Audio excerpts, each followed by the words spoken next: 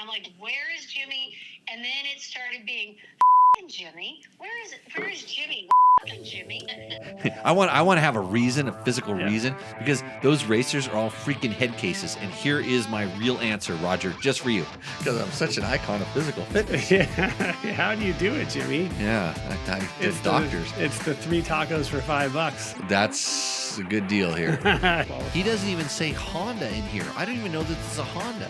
It's probably really a Yamaha, because Yamaha sponsors this show. How do we do that? Hey, everybody. Welcome to Tech Talk Taco Tuesday. I just flew in from the other side of my office. Boy, are his arms tired. My name is Jimmy Lewis. This is the show where we talk about motorcycle and motorcycle-related products. And tonight I'm joined by Mr. Rally Navigator himself, Mike Shirley. I feel like I'm in Hollywood. Well, I think you may have been impressed by the incredible amount of prep that goes into this show. I did. I sort of paid attention. Last time I was on, I just was sort of maybe clued out. And then tonight I watched the whole setup process, and I thought, well, there's a lot going on here to get this all set up. There's more than one button to be pushed. Welcome everybody. I'm hoping that everything works. Do you got how's your headphones level? It's all good. Come up a little bit. Up a little bit. How's that? Is that better? Very good. Yeah. You're good there. Yep. Thank you. Check 1, 2. And I'm pretty sure you're on mic number 2. Yep. I think we're all good. We're not bouncing off any rev limiters here.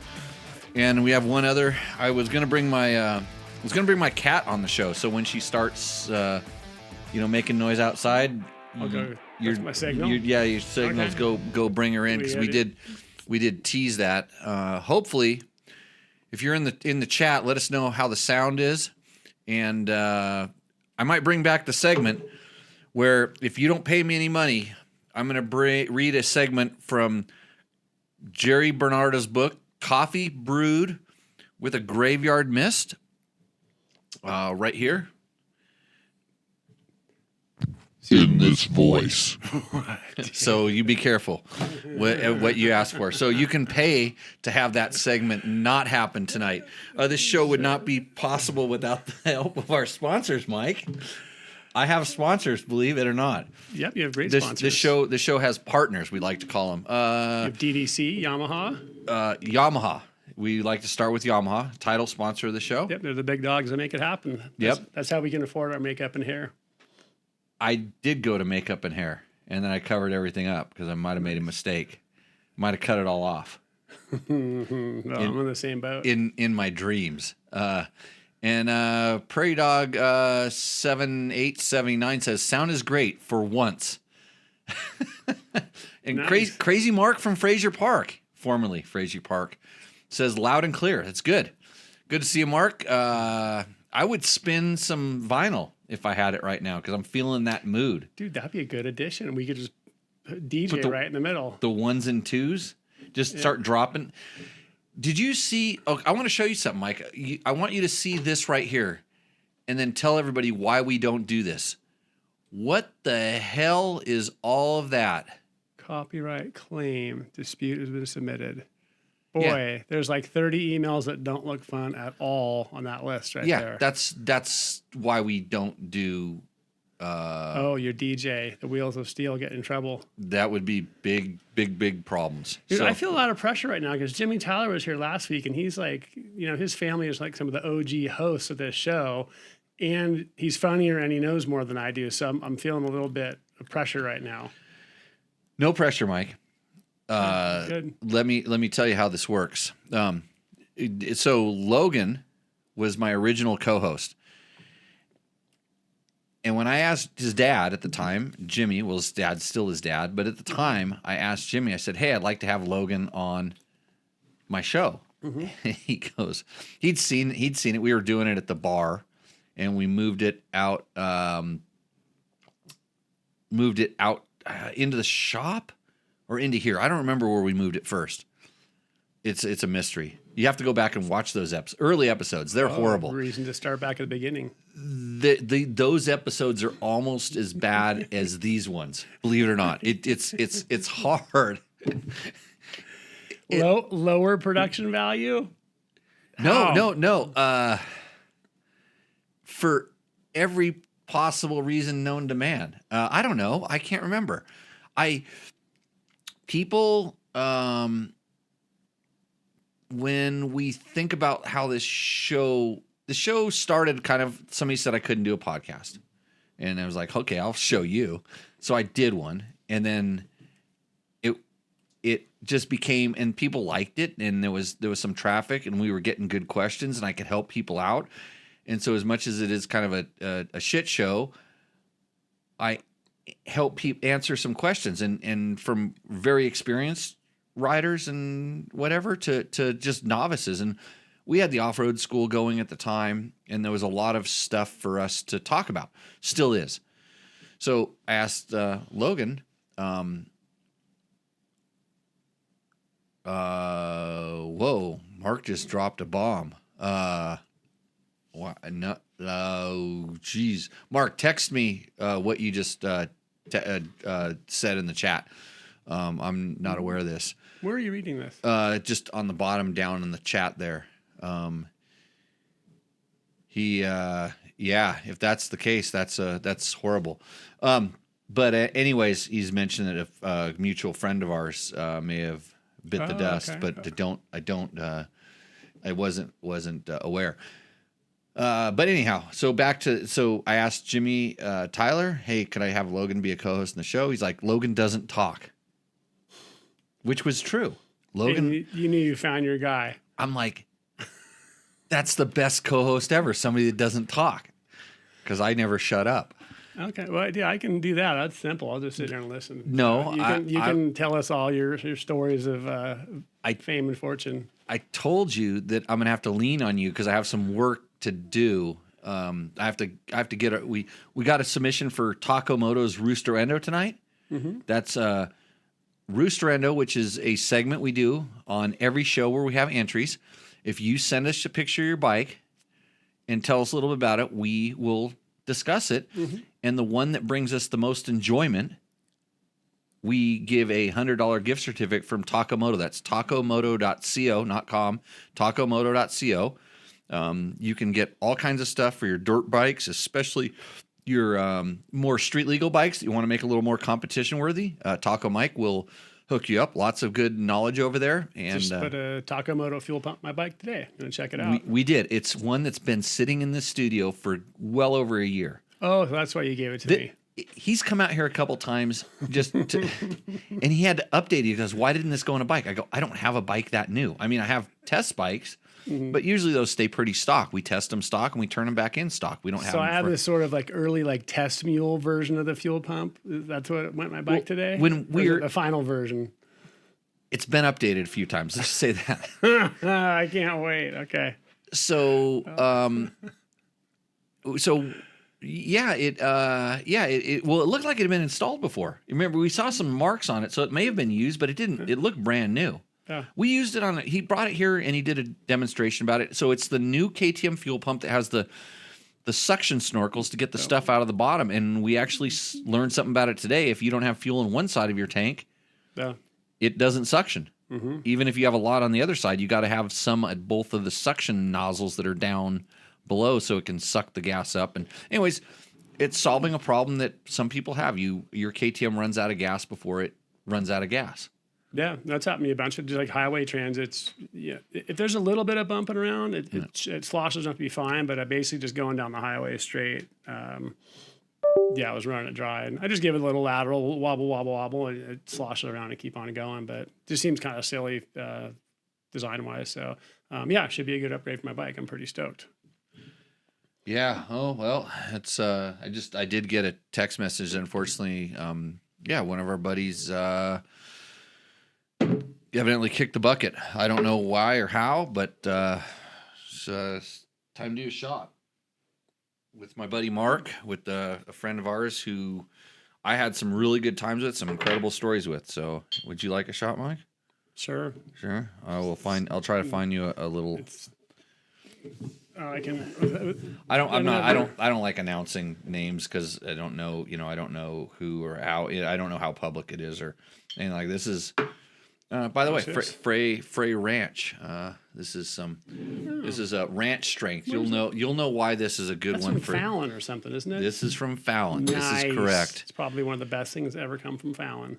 Top Guns and Fallon. So girlfriend from Fallon. Oh, nice. So cheers. Here's to everybody.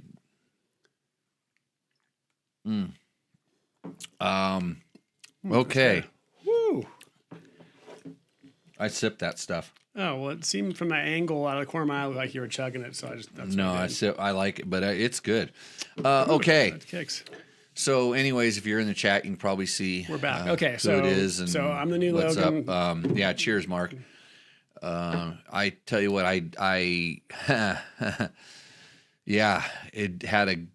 used to live by this guy, so we would jump BMX bikes, and in the Crusty Demons of Dirt era, I got to go riding with this character and did border cross, motocross a few times with them, and generally had a really good time. So, okay.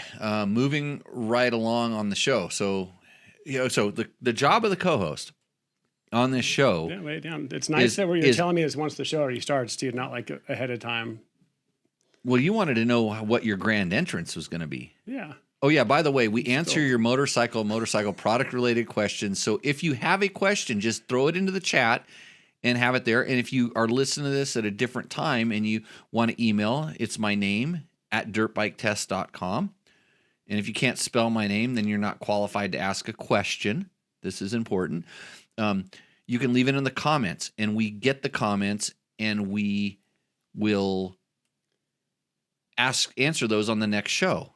And so if you're driving for 2 hours, or maybe if you're in the line at the DMV for 5 hours in California, I would suspect, these things, you can listen to this podcast, and then it passes time. And then hopefully you learn something during the show. So the job of the co-host is when I feel the need to have a drink or do some work and I can't talk, that's when you have to carry the show. And I also ask you to read the questions, but I'm guessing based on some comments you made about your eyesight that you're going to have a difficulty reading this screen over here. Am I correct? I'm going to have to crawl over the table, so I'll probably let you handle the reading. Do you got the glasses? You got the readers in there? This is like a medium distance. It's like between the two. So I need grab that. There's a little pair over there on the thing. I need a third pair of glasses for that exact distance. Yes, put those. Try those on for size to see if they'll work out for you. We'll start lining them up here. Sometimes you can take. I find that if you drink the entire Miller High Life, you can put your eye in one. That's not happening. Okay. Well. So I look at the bottom of the beer bottle. I could have if you do it right, you have most of it, and then you look through it, and it does some sort of amplification, whatever. So, okay, Mike. Now that you know the rules of the game, gotcha. Okay, fill in the dead air a little bit. My rooster endo came in about 15 minutes before the show started, so I actually have to convert it from an email to get it onto the show, and it takes a couple of keystrokes and a little bit of concentration. So what I'm going to ask you, because this will prompt you to tell a story, brought to you by Bulletproof Designs. Did you notice my camouflage Bulletproof Designs thing? I did. That you had to go fetch out of my parts box? I just that out of a box, Yeah. Isn't it crazy how I know where everything's at?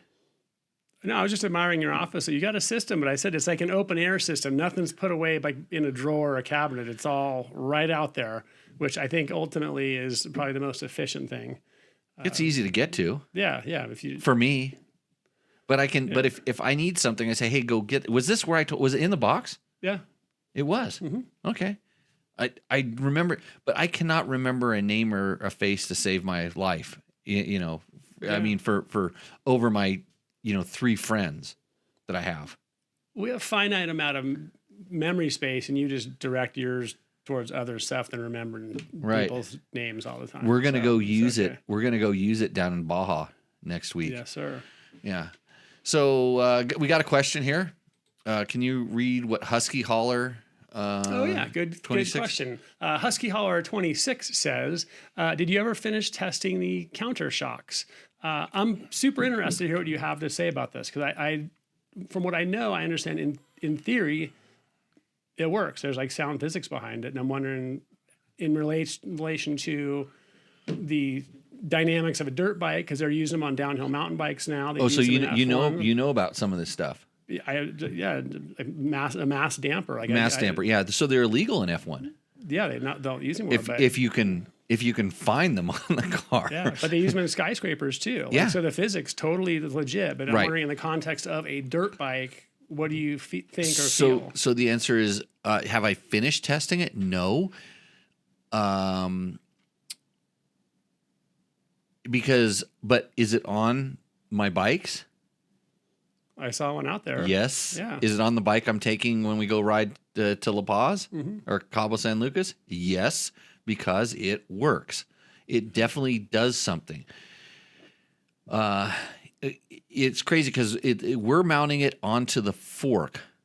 Solid mount. It's solid mounted onto the fork, so it's basically on the chassis. And what's the guy? The guy has an interesting name. Again, I can't remember his name, but I talked to him a couple weeks ago because I was asking him about trying to mount some in unsprung locations. In other words, we'll call it on the axles. Because I ran one in Supermoto way back in the day on the rear axle. So the counter shock, for those who don't know, is an inertial damper. And it's you call it something else. I've heard them called a tuned mass damper Tuned, or a mass damper. Yeah. So there's all kinds of cool stuff, and it basically counteracts what the bike is doing, and they put them on the handlebar on the fork, and they claim that it helps with the stability and a couple other things. I just know for sure it helps keep the front wheel and a little bit more planted. It gives it a little bit more weight, especially in like kind of the chop or the UTV bumps. And it gives the feeling of a slightly heavier steering, almost like your moose has less or your tire has less air pressure in it, but it doesn't. So I like it for a lot of things. They claim it does a lot of different things, and I think that a lot of people feel a lot of different things, just like anything. When, whether your ride height is a certain way, people feel different things. And some people say it makes more stability. I run a Scott steering damper on almost every single one of my bikes. So like 50 of them have it. I'll bet you. I don't want to count how many I have of those things. But yeah, and so some people, so I don't feel that much of it, and I have I run it? I did run it on my it's on my WR250, which does not have a steering damper on it right now. And I didn't notice the stability, I didn't notice the head shake issue, the steering stability thing. I just noticed it plants the front end, and it helps. Especially if the chassis or something feels stiffer, it helps kind of deaden that out. I know a lot of people don't like it because it adds weight to the bike, but yeah, I haven't finished testing it because I want to do a couple other things with it. But for the way that they're selling and the applications, if you want your bike to feel a little bit more connected to the ground, planted to the ground, the way that they describe mounting it and the way that they have it mounted, I think it's a viable thing. Yeah, I'd be curious to know mounting that you said like unsprung, because I think some of the downhill mountain bike guys are mounting them on their back triangle, like on the rear wheel, and one up on the forks. But it seems like it'd almost be more effective if it was attached like almost like to the axle, where it's actually directly on the wheel that's bouncing up and down versus the fork that's already a bit. And then, insulated. but then it does something. Then it kind of does something different because ideally, if it's mounted above the axle or above the moving part, so on the sprung part, it's helping dampen the entire kind of chassis. Yeah, the so whole after the whole spring thing. and damper have done their thing, Where the other one's trying to. So and when I ran at Supermoto, it was specifically to stop the rear wheel hop, which it did. It was amazing. I get that. It was to the point, and you think about that rear wheel hop is probably like a 2 to 4 inch movement of the swing arm at the end, Yeah, and three, 4 times a second, kind of. And that thing had a certain amount of travel, and it just would not let it get started. Mm-hmm. You know, that hop that was kind of the suspension working against the tire working against. And so it's a proven technology. That's why it's in skyscrapers, like you said, because the earth shakes or the wind blows and the thing starts weaving. You got to stop it. Well, how do you stop that? And so when you think about this, this application of having a weight that's sort of suspended in a fluid or dampened by springs or elastomers or whatever it is, everything moves and it stays still for a second, and then it basically. When the pressure comes the other direction, it kind of helps counteract that store force. some energy, push some energy back in, kind of opposite. Right. So anyway, that's pretty nerdy take on it, but yeah, I think there's some That's what basis to those things.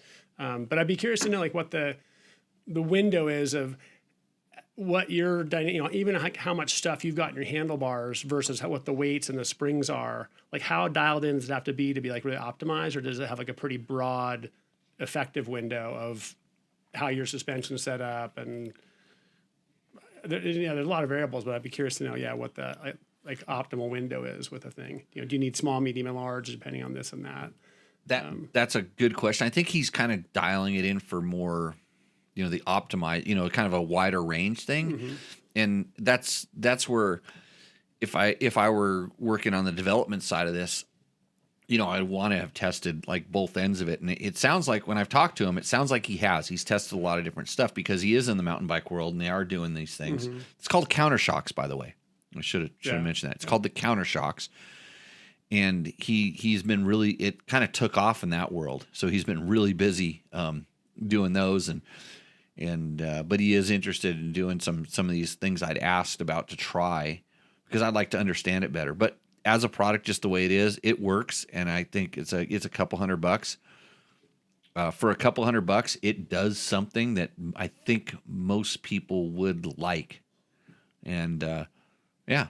So I think so. I doubt that's something you put in your bike and think this did nothing, or what it did do. Like I don't like it. I think it would only if you felt something. I think you'd probably like what you felt. Would be my guess. Yeah. And you see, you rode my bike down in Baja, like all that, when you got your factory ride for Nora. Mm-hmm, yeah, you rode my bike the whole way down there.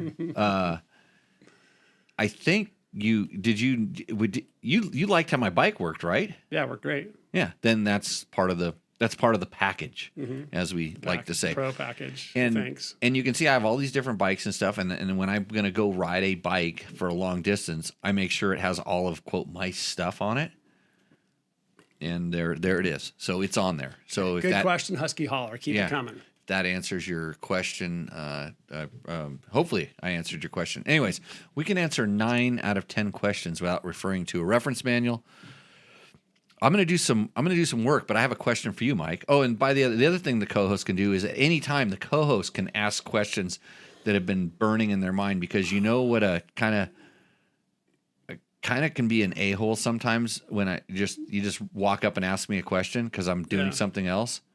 Now is my 2 hours where I dedicate that to answering your questions. That's where I could have prepared better for this job right now, is to come with some questions and some notes that could be sitting right here, but they're not. Jimmy Tyler typically does. Big John's really good at that. Mm-hmm. He always has some banger questions. But I'm gonna ask you a question, and so Rally Navigator, not a sponsor of this of this particular podcast. I know you sponsor some other podcasts. By the way, Dakar Daily Podcast going on now. Mm-hmm. If you're interested in the Dakar Rally, you can ask us Dakar questions because you have two people that are pretty in touch with the rally world. But we don't talk about racing that much because I don't race anymore.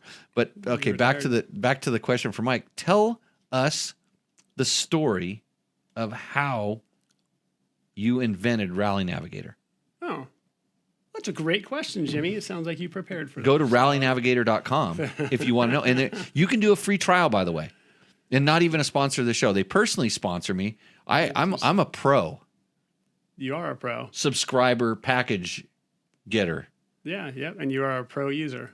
I'm a pro user. Okay, Yep. good. You So do it all okay, the so time.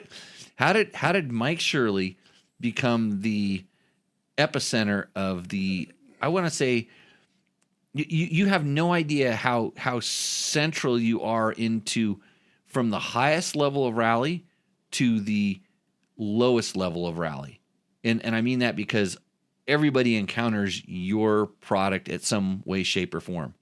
So That was my plan Go. from the very get-go, was to just take over everything. okay. Yeah. So Start with that. I'm almost there. gonna fix some problems I have here, but go ahead. No, back. So my villain origin story in the big road book software industry. I don't want to overstate this, but it's a big deal. It's a big deal.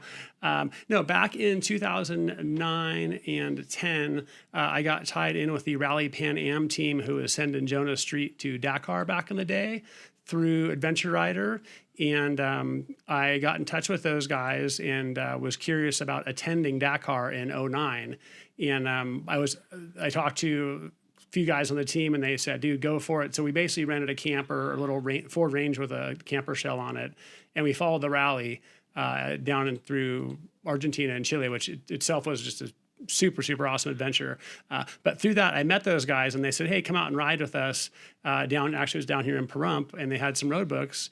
And I started to do my first road book loops, which was really cool because I had just the armchair fantasy of rally stuff, but it never been accessible to me to even like hold a road book in my hand or see the gear in person. So I started doing loops, totally loved it. Went and chased the Dakar with them, which was just phenomenal. But I kept pestering these guys. I'm like, how are you making these road books? And I got in connection with Scott Whitney and with Okay, I would say the guys you were talking to didn't know. They just got road books, but they found this guy, Scott Whitney. Yeah, so Scott. So I think I was in the mix when Scott was down there making his loops. I think those were his loops. Might have been some of your loops. No. The ones in Pahrump, those are 100% Scott Whitney. Okay. Yeah, cool. No, so Scott Whitney and I've probably told this story before, but keep going your story.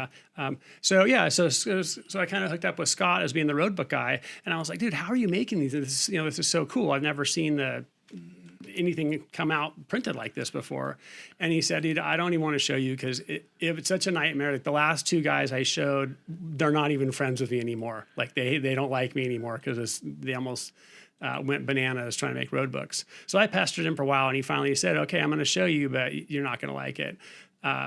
And he shared this really elaborately made Excel spreadsheet, which he had put a lot of time into, and it totally got the job done in a very utilitarian way, but it was a freaking nightmare. Like there was 150 ways you could screw it up. Trying to like splice stuff, change stuff, it was a disaster. So I was like, he told me the same thing because I was kind of at the time doing hand drawn ones, and we knew hand drawn. We used an Excel spreadsheet to kind of do the mileages, do the partials, so to do some of the quote the math. And I knew he had something better because his were seen to be drawn like more digitally, you would say. it was like Microsoft Paint. Yeah, and it was like how are you doing this? And he's like, well, I'd show you, but you'd probably want to kill yourself. Yeah. And I think really what he was doing was protecting his intellectual property because he had a one up on everybody at that time. Oh no, he was making. Yeah, it was the cool keep stuff. going. They were the best ones. Yeah, it was the cool stuff. And Scott, best ones aside from an event. Privately made. They were, and Scott's just wired like he's such a perfectionist. Like he would just they were perfect. Like he put a lot of work into those. So he showed me his method there, but he wouldn't show me how to do the tulip drawings. He said, "Dude, it's a disaster." He's like, "I can barely make it work myself," and I sort of like invented it. But it was like Microsoft Paint, cutting, pasting, and praying. And so he's like, "I'm just not showing you that." And I'm like, "I got to figure this out." So I asked him. I said, "Hey, can I help find a way to figure out how to draw better tulip drawings?" And he said, "You can do whatever you want, bro." So I actually started a little post. I was on the Google Earth user forum, which is probably dead and gone for years now. So I posted on there and I just did kind of like, I did a little picture of a road book and, can someone here help me make some software that does this? And I basically got a hit on it. Some guy out of New Zealand named Paul Van Dinther. So this was back in like 2011. It's been a long time. I'm still messing with it. It's weird. So this guy started and actually made, like, I kind of drew up the basic user interface, and it really hasn't changed that much, just the map and the way the tool came together. So there's a guy in New Zealand worked on it for a couple of years. I've had a bunch of freelance guys, and I don't do any of the coding myself. Like, I have no background in software development at all. I'm much more just like motorcycle guy that was kind of hard-headed to figure out road books. So I, back in the day, got hooked up with Dave Peckham, who's been a really big contributor for Rally. Like, he's owned ICO, owned Rally Pan Am, or not. So just, done a lot of different stuff in Rally. So he actually contacted me and said, "Hey, I actually do, I heard you're working on a project. I actually do software for real." I'm like, "Really?" So he sort of helped steer the bus because I just didn't know what I didn't know. So Right. he was one of my early partners on it. And then just had early adopters like yourself who were just giving me real world feedback, stuff I didn't know. So it's been Wait a minute. Let's clarify the real world feedback. Yeah. I think Like your stuff doesn't work. It's wrong. This doesn't work. It's wrong. This is why people hate me, and learn to love me, because I'm not trying to. I don't want to be mean. I just want to get the point across, like, relatively quick. I didn't really think that you had feelings, because I sure as hell don't. So I just told you, because I remember, because at this time some other ding dong came to me and told me, "Oh, dude, I'm gonna take over the whole world in Rally because I got this software that you don't even know about." And I knew about it because we had somehow talked. I don't even know how we talked, but you showed it to me, and I'm like, this is really cool, because you were able to draw tulips, but I made a road book and it was incorrect. Like, what the software did was incorrect, and not because you couldn't make it correct. It was because you didn't understand, like, you weren't a professional rally racer. You weren't a professional navigator at the time. Still learning. You were a hobby guy, and what you made was incredible. And even to this day, I still run into people that make road books, and even with the current version of Rally Navigator, and they're incorrect because the software does some stuff. If you don't know the rule, it's taking a track log and then doing the best it can with what it has. But if you don't know how it's doing it, or understand just some basics of navigation, like how many degrees are in a compass, right? Aren't there 720? Because I spin twice, bro. So anyway, so lots of stuff. But yeah, you made something that was super bitchin'. And I'm like, this is really cool. I want to use it, but everybody else is telling me, like, I don't know what I'm doing, because I'm not using it yet, because I was still hand-drawn guy. I'm like, yeah, it doesn't work yet. I've talked to the guy, and back then, who knows how long it took you to get something coded. It's not a week. No, it's been slow. It's been like a process of frustration the entire time. And like, there's it's a weird tangible, there's not much tangible positive feedback from the software. You work. And then it just, like, you just basically just add a little checkbox and it does this little thing. It's not like this really great accomplishment, like building a structure that's going to have staying power.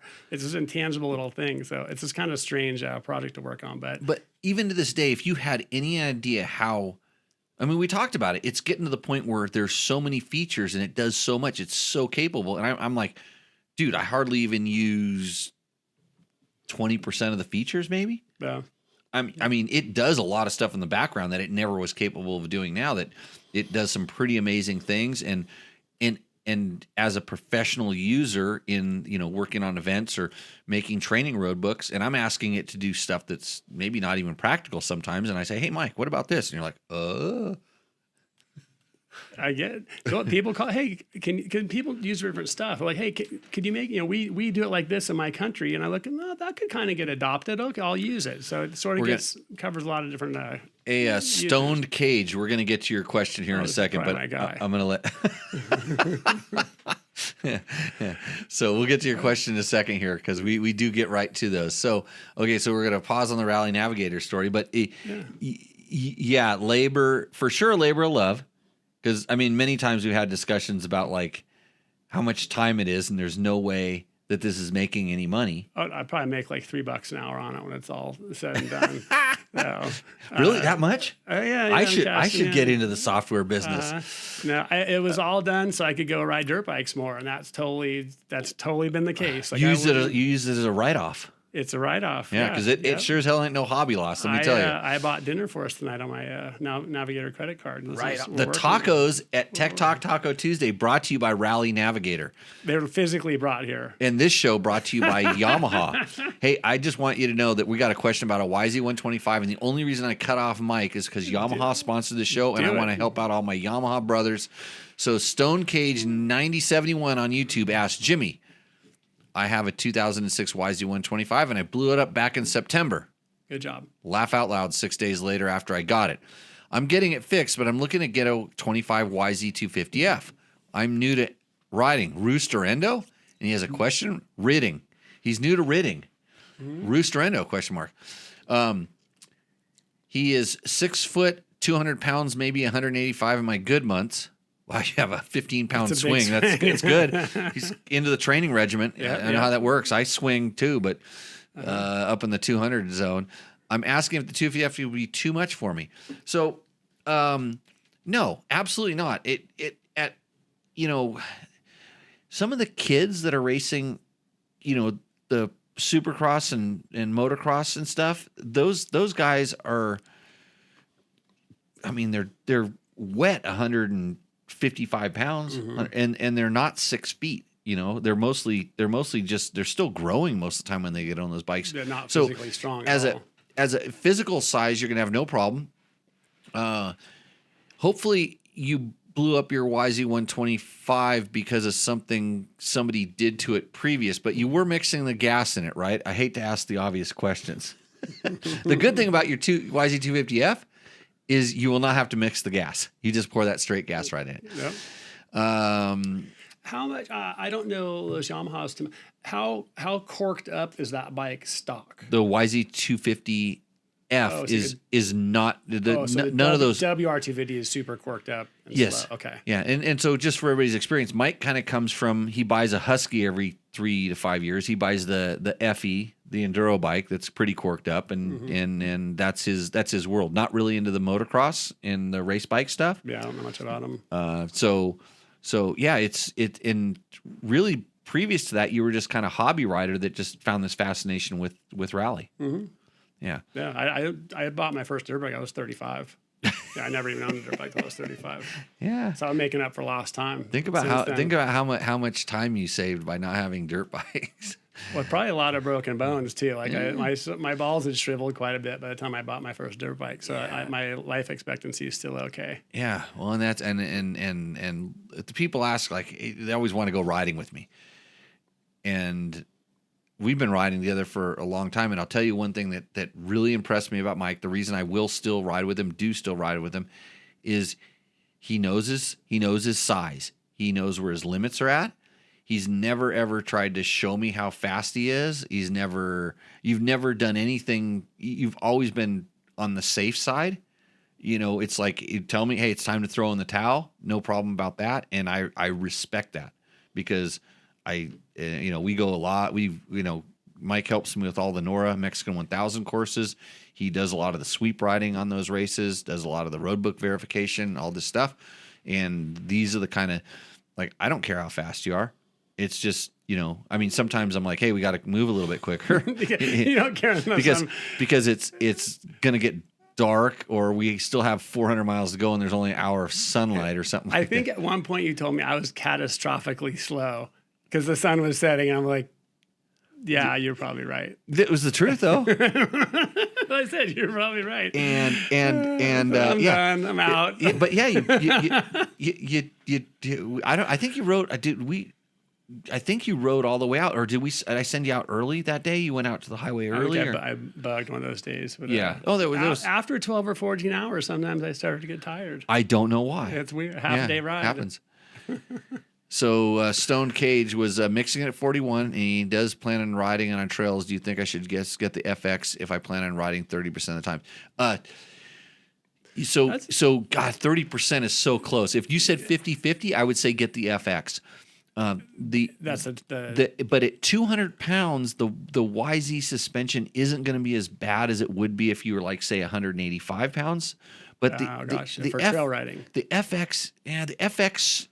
The reason it struggles on the track is because the wider ratio transmission, and especially with a heavier guy, there's kind of a first to second gear gap. Is that the bike that's out there? Yeah. That's the one. That's the one. That's the one that I Okay. was riding the other day. It was super sick. Yeah.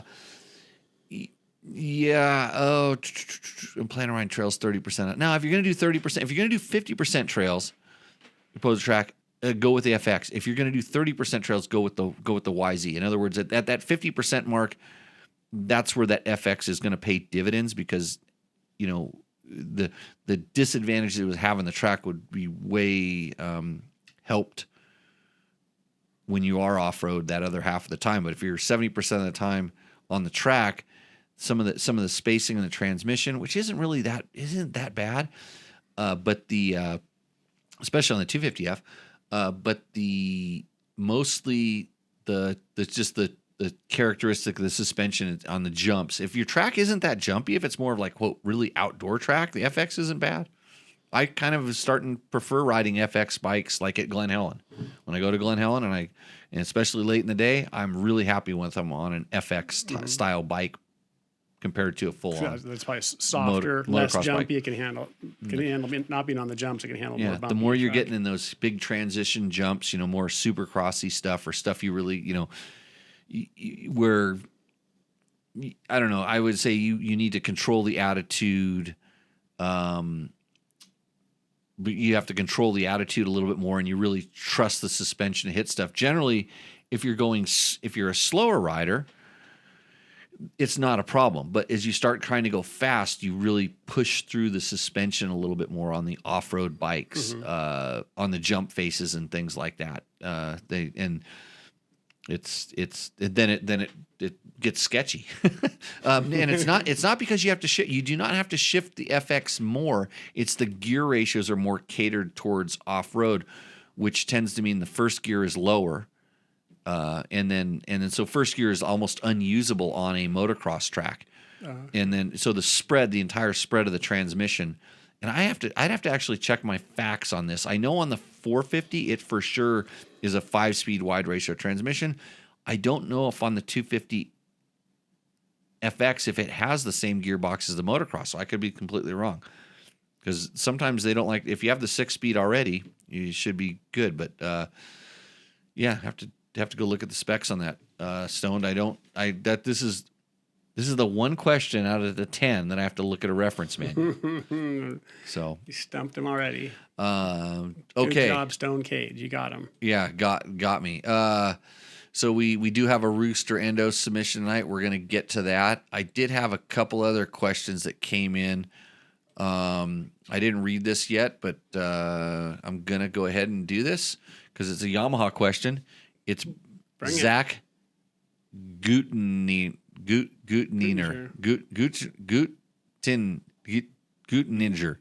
Jimmy, you've been an author. You could probably figure out how to pronounce his name if you tried. I was an editor of a magazine before there was like autocorrect, but I had a really good copy editor. She took care of me. Nice. It's Zach he's at Rapid Turkey Farm. Okay. It says, "Hi Jimmy." It's rabid turkey. Rabid turkey. So I should have told Zach. I'm saying I'm gonna reply to him right now and tell him I'm answering your question. This is a podcast of Jimmy answering your Live tech questions right via now. email. Yeah, he's typing it right now. So I This think is exciting. Okay, I'm going to send that, and I'm going to tell him what show in case he can't. It's Tech Talk Taco Tuesday, number 268. Can you believe we've done this 268 times? Jimmy, no one can question your commitment to. Oh, yes, they can. Well, they could, but they'd be bananas. I mean, Yeah. Your general moto commitment level is high. Two hours a week, whether I like it or not. It's like penance. I got sentenced. I went to confession. I went to moto confession, and this is my penance. You're giving back Giving back to the a little bit. people. To everybody. Okay, I just picked up a 2018 Yamaha WR250F that supposedly has around 4 hours on it. That's good. Good purchase. Good, yeah. Jesus. It's a fantastic bike. I love the suspension and power delivery. All I had to do was drain the old gas, put new grips as the old ones felt black gummy mess on your hands, and replace the fuel cover as a previous owner's cat clawed the heck out of it. In Africa. That's a fuel cover. So that's that little seat, little thing. You know, they have that little cover that goes on the seat. Ah, okay. If Selma did that, she'd be in trouble. This is my first fuel-injected bike, and it seems rather lean. Everything is stock except for an FMF 4.1 slip-on. They do not have the original exhaust for me to swap back to try. The baffle is in the airbox, and although I did remove a bit of the throttle stop screw so I could twist my wrist farther, it acted the same before I did that. It kind of feels like it's surging or hunting on steady low speed and pops slightly when you get on the gas. It cleans up and runs good. I talked to FMF to see if there's anything I had to change with just a slip-on. They said no, but they directed me to one of their quiet inserts for a bit more back pressure. That's the correct thing to do. I put it in and it made a bit of a difference and definitely lowered the sound, which I appreciate where I ride. On a prior show, you had Mike from Big On, and another listener reached out with a similar scenario on a 2015. And from what I read on the internet, the comp ECU makes a world of difference. And like him, I cannot locate one. I've got searches on the marketplace in Evil Bay, but nothing pops up. If you have one or a line on one, would you let me know? So I there's a chance I actually have one. And this is what I might have said to the person that he's referring to on the show. There's a chance up on those shelves, up on those stairs. Could be anything up there. Well, because almost every year I had a WR and I usually got a competition ECU with it. And generally Yamaha would have me take those off and return the bike to stock before I returned it to them. So I had some laying around. Now, I know that they're not available. It's a shame that they're not available. I wish there was more of a push for it, but I think, you know, that's a kind of an older version and they probably produce a certain number and that's it. When they're gone, they're gone. I would hate to think of how many people actually have those on their bikes and they don't even know it. Yeah. that are there. But I'm going to suggest a couple different things that I know of. But anyways, and the reason I can't guarantee you is immediately after this show, I walked through this corridor down my hallway. And have you seen the movie Men in Black? Yes, a long time ago. And they hold that thing up and they go, psh, and you forget everything for that period of time. That's what happens on this show. I kid you not. When I walk through that hallway, I get zapped and I forget. Nice. So this is why I like to do giveaways and stuff, but I forget who I give away to, and then I have to like watch the show back and then I have to go to the post office and send something. And it's like, oh. But anyways, if somehow I could remember this, I would go up there and look for it. If I had it, I would send it to you because you're on the right path. But so you're So Zach, just keep emailing him like once a day until he sends you your thing. Got my email. Yeah. That's half the battle. Yeah, so I'm just in the garage. Like, oh, yeah, I need to go upstairs and look for that shelf. Zach, dude, email me So again. make sure that your throttle stop is cut to the proper length. And I'm sure you can search the internet to find the difference, this throttle stop piece. And I think it's just the same as the one that would be on a standard throttle body for the YZ of that year or the FX of that year, that little throttle stop screw. But you want to make sure it's going wide open, and you can even take it off and index it and see when it gets, it goes from closed to wide open, which is where it's flat. And then you just would, figure out where that is and cut your screw down to that level to, you want to get that thing wide open because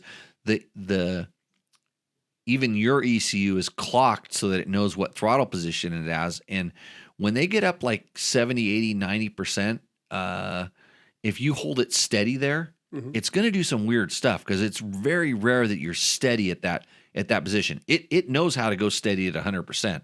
So you want to make sure that ECU is getting to 100%. Okay. But the other thing I know you can do is you can get an ECU for a YZ250 FX. The only thing that it will not do is I'm pretty sure your bike has a fan, and it will not run the fan or the lights.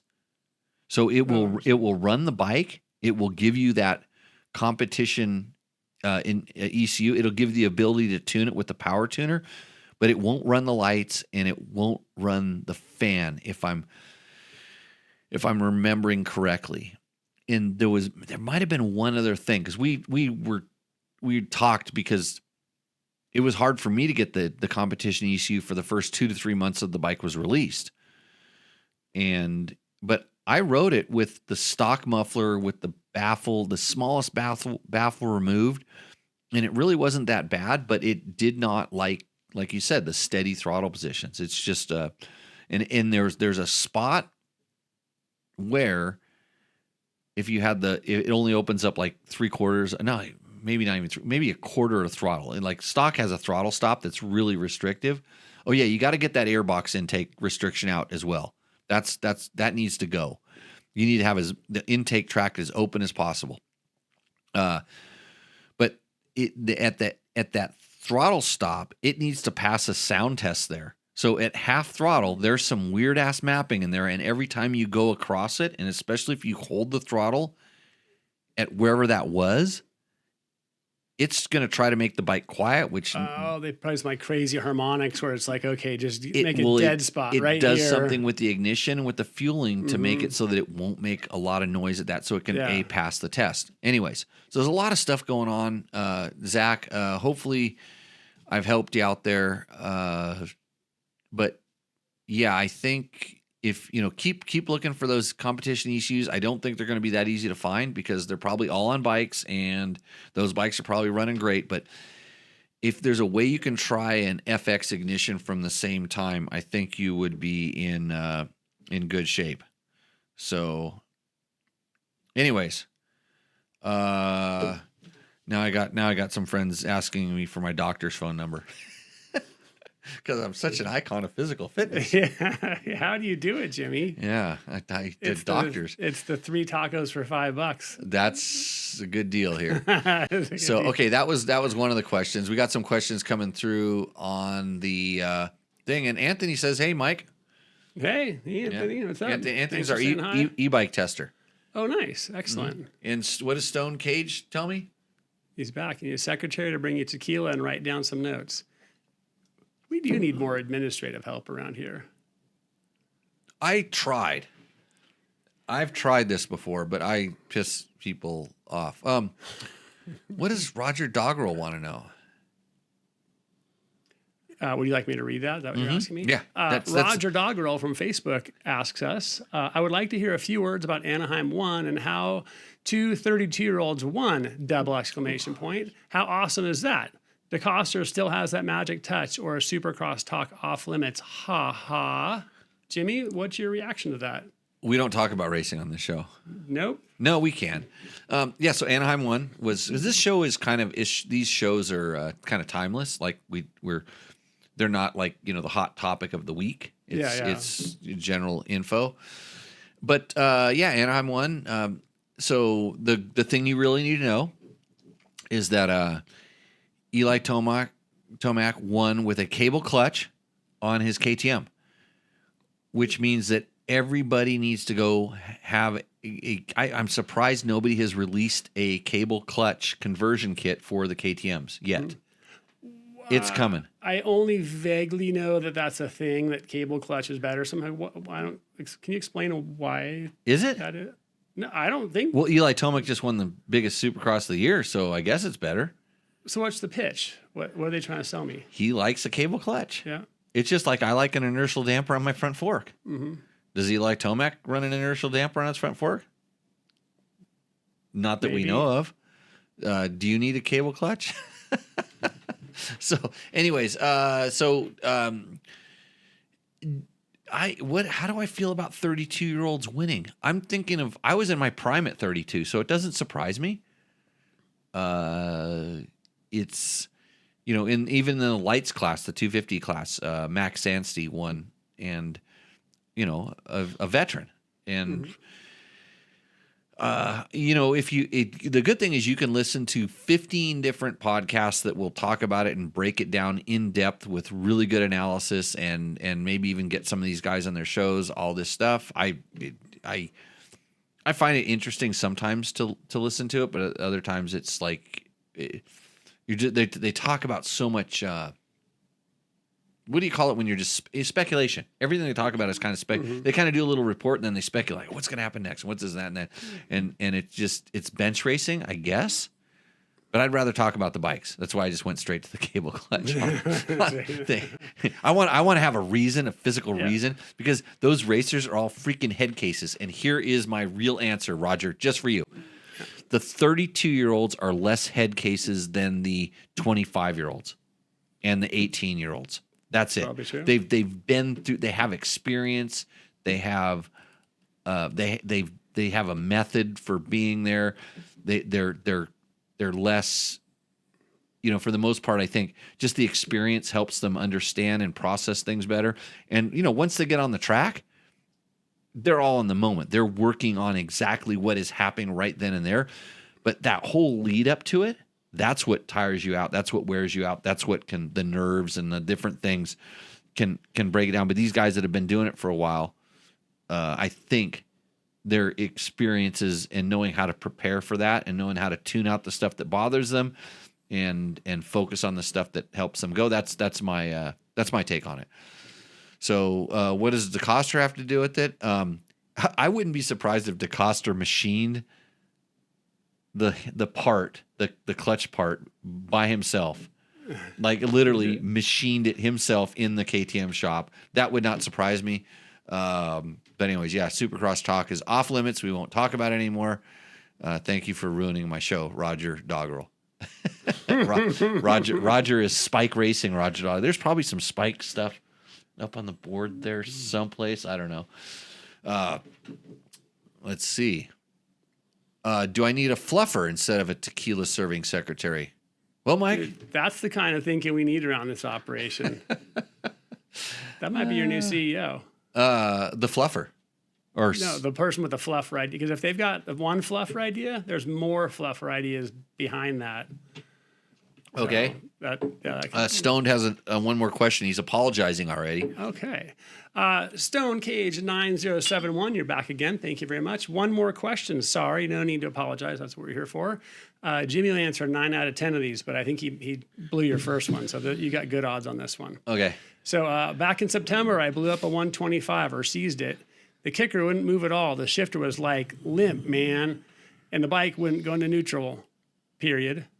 Jimmy, what are your thoughts? How do you diagnose that? Okay, but his question goes on to the next thing. Oh, geez, okay. He continues. He gets so excited he hits enter before he's done. Yeah, I totally get that.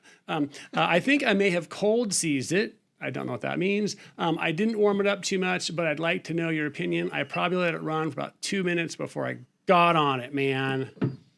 He's a ripper. He's got places to go. Got no time to wait. Hey, born to shred. What happened? As far as fluffers and stuff go, to just bring it full circle here, this is my illegal mezcal. This was one of the viewers of the show imported this into the country for me. In their butt. No. Oh, No. Sorry. I kind of jumped to a conclusion. Yeah, there. they actually sent it to me as candy, or toys. Yeah, it's toy. I treat it like a toy. So illegal mezcal. Thank you, viewer. We appreciate you. He's one of our Mexican viewers. So it's not illegal. It's very legal. But this is a mezcal, a very smoky, nice blend. This is a custom bottle. This is lot number 397. It's bottle 4,053 out of 13,680. So it's really hard to get. Yeah, allegedly. Okay. Well, Cheers. Here's that. Yeah. I'll sip this one. So if you warmed your bike up for 2 minutes, it's probably not a cold seize. But then I don't know. I don't know what temperature you started at, where you're at, high elevation and or super cold temperatures, something like that. I start my bike up, my two-stroke, actually any bike. I start my bike up and I pretty much ride it away. I go out of the property here, so I'm riding at like 3 to 5 miles an hour, and then I stop and I close my gate, and then I take off down the road, and I get it up to about 45 miles an hour for how far was it the taco shop? That's 175 meters. Okay. No, it's 300 meters. It's 300 meters. I know this from how many road books I've made out. Anyways, so I it's knew you'd know the number. That's what's so. Oh, hey, he says he's blaming YouTube.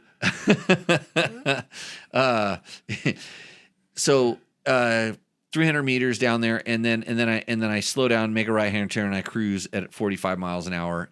And if I'm on a 2-stroke specifically, especially my 125 when I'm doing it. And Jimmy Tyler was sitting in that chair last week. He could tell me he was. I was.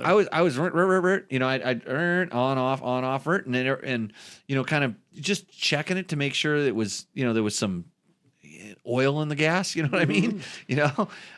So it's hard to cold seize. Well, I forgot to change the camera angle. I got all so excited about the mezcal. Oh, we're back. Yeah, Mr. Happy got in the way of the camera.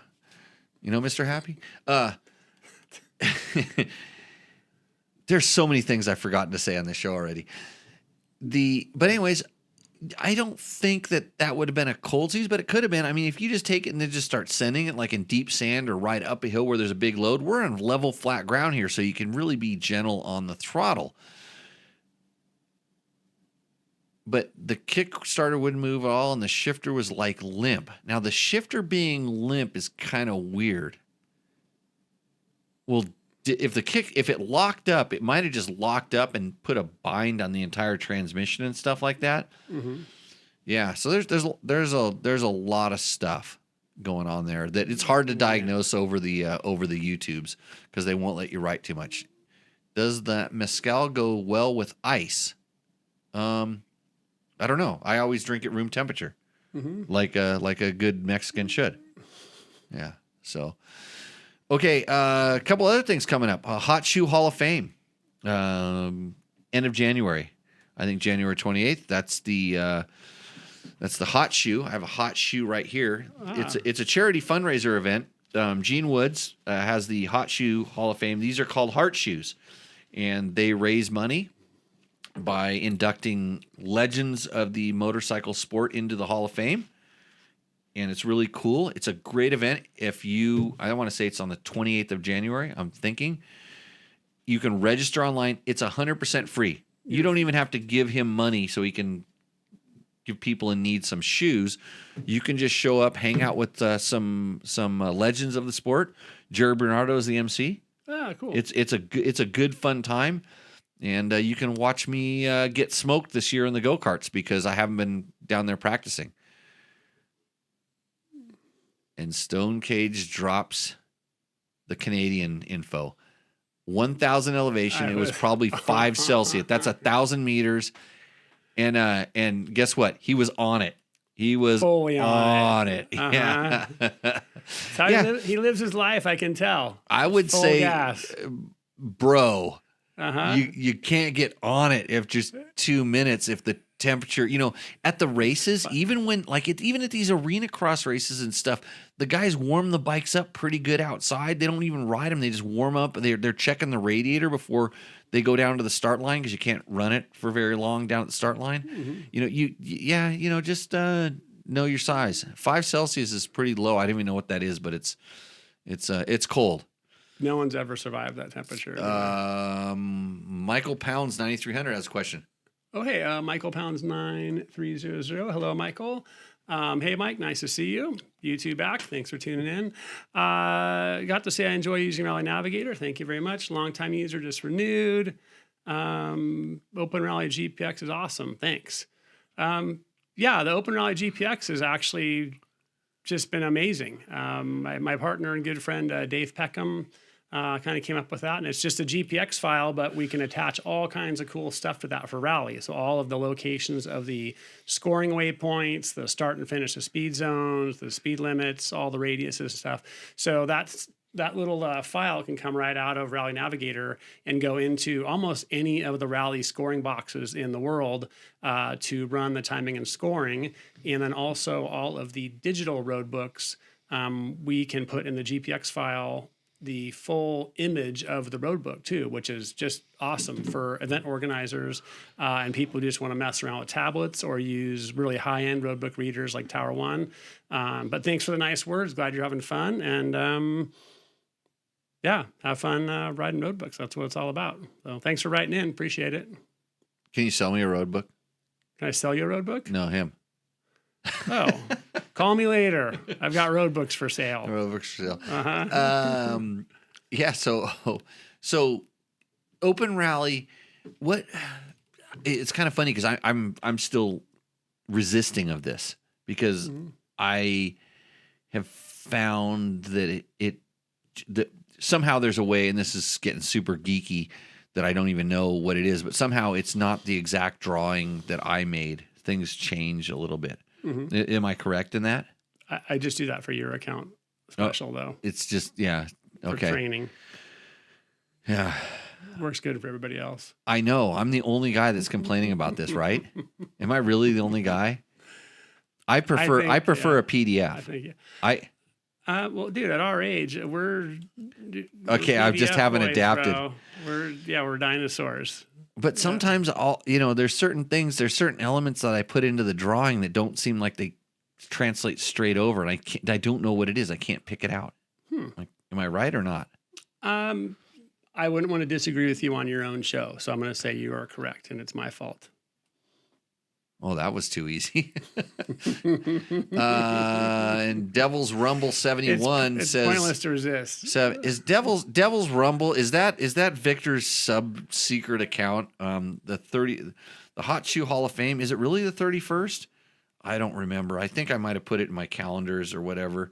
Oh, you know what? I think you're right. It is the 31st. I think because that is a Saturday, and that's when it usually is. So yeah, Hot Shoe Hall of Fame, January 31st. Hopefully, I didn't get everybody to book hotels on whatever I said, 28th or something. Yeah, be there early. Well, if you go get there early, the good thing is you just go hang out at Gene's go-kart track and just book races and see if you can get onto the top 10 of the month or something. Like on the heads up display the thing. thing there. Yeah. Michael Pounds, he can send me a road book for me to critique. That costs money. Send him a long one, really long one. He likes it. Yeah. I caught Victor. I caught Victor. I knew that was like butt related somehow. Yeah. His BDSM moniker. Yeah. Oh boy. So okay. What else? I was gonna pimp some other stuff. I saw the bulletproof design. I've got to do a video about what I saw at the AIM Expo.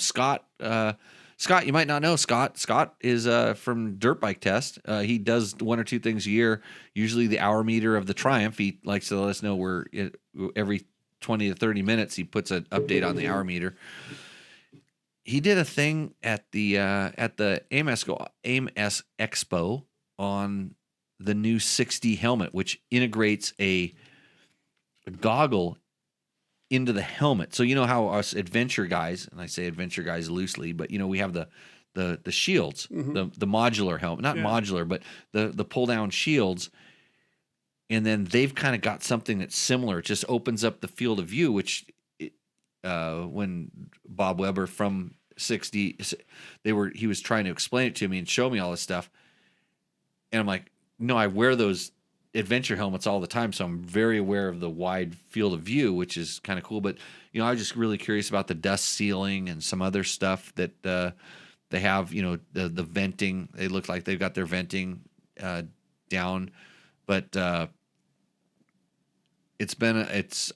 have to test it, you know, until we see it. But so the products that I saw. So there was a lot of Chinese manufacturers. We'll just call them Asian manufacturers, mostly China. There was, again, every different kind of Suron-esque knockoff. I can't imagine. They've got to be cranking out like... They're knocking them out, but at least they're changing some things. And this is the thing I'm starting to see from, quote, China. And the Cove, or Cove A, however you're supposed to say it, the Cove Rally 450 was the first thing that really, you know, caught my attention. It's like, hey, look, they've knocked off something else that we really want, which is a 450 adventure rally bike thing. But after looking at it closely, and this is 4 years ago, looking at it closely, it's not really a knockoff, other than there's nothing that I would say is super original. It's just they took elements from everything, copied those different things, but then blended them into their own motorcycle. So that's 3 years ago. And they can copy everything real quick, but to actually sort of make it their own. But now, like these Surons, the electric, this Suron's the one we're familiar with. I don't know which was the first one, but that kind of platform. But now there must have been 35 different versions of that, and they're like 3 years ago they're all exactly the same. Now they're all a little bit different. They've got their own weird shock linkage, and they've got their own battery design, and the motor might be a little different, but it's kind of that same mountain bike-esque electric thing platform. And they're obviously selling, and they can see how many are selling, and they want to sell more. Dealers are interested in getting things that move off their floor. Kids are out riding these things around town, starting their own Willy Boy clans or whatever they've got going on. I'm hoping that it's good for the future of my sport, riding dirt bikes. I'm hoping that these kids, right after they, go to juvie a couple times before they turn 18, and then they get out, and then they have to kind of keep straight and clean, but then they finally get a job, maybe work in construction or in the trades, and they make a little bit of money, and they go, I like riding dirt bikes. And they go to the Yamaha dealer, which is what I would do if I'd had that path. I'd go to the Yamaha dealer, and I'd buy a YZ125, and I wouldn't hold it wide open like Stone did. And he said there was a loud bang when his bike blew up. That's not good. That sounds catastrophic. He gave even more gas after that. I wonder if he did a downshift instead of an upshift while he was holding it wide open. But That explained the limp shifter. So yeah. So back to the whole transmission go cockeyed if you do that. I would go to my Yamaha dealer and I'd buy a YZ125. I'd say, hey, I was a troubled youth. I was riding these electric bikes. I got in trouble because I was, holding it at 12 o'clock, down Main Street trying to impress the ladies. I go to the Yamaha dealer, get myself a YZ125, keep it on the straight and narrow. Instead of spending my money on drugs and bad stuff, I'd be using it to keep my bike prime, new tires on it, clean air filter, change the oil, and pay my entry fee to the track. I'd be going and training on my motocross bike. That's what I'd be doing. That's good clean living. It all starts with a journey to your Yamaha dealer, and you can tell them Dirt Bike Test sent you. So that's the that got me started, man. That's the way it is. WR250 was my first motorcycle I had, and I rode the shit out of that thing for a bunch of years and didn't let me down. It was a good bike. Gary Drummond wants to know, where is the kitty? Well, I fed her right after that video, and that's really all that cat likes. It's motivated by food, and me and Mike ate all the tacos in here, so there's no more food in here, so the kitty could care less about this show and giving you, oh, that's a code. Where's the kitty? Not on this show, buddy. Oh, yeah. He needs to hang out with the Devil's Rumble. Okay. Those guys have what does Stone Cage want to know now? Stone Cage, very engaged participant this evening. Good to hear from you again.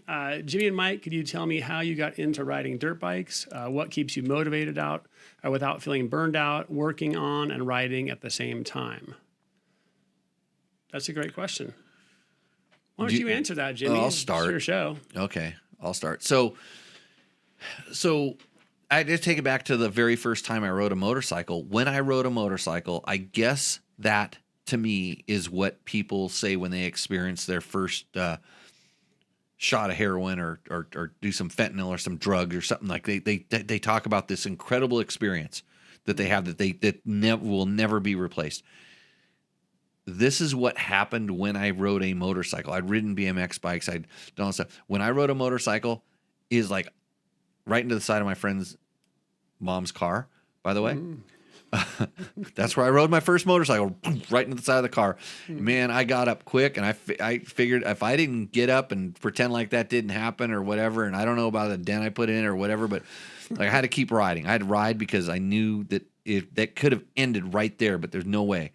I knew that's what I liked. I'm like, I love this. This is bitching. And to this day, almost every time I get to go riding, I have a sensation that is somewhat like that. I'm stoked. Yeah.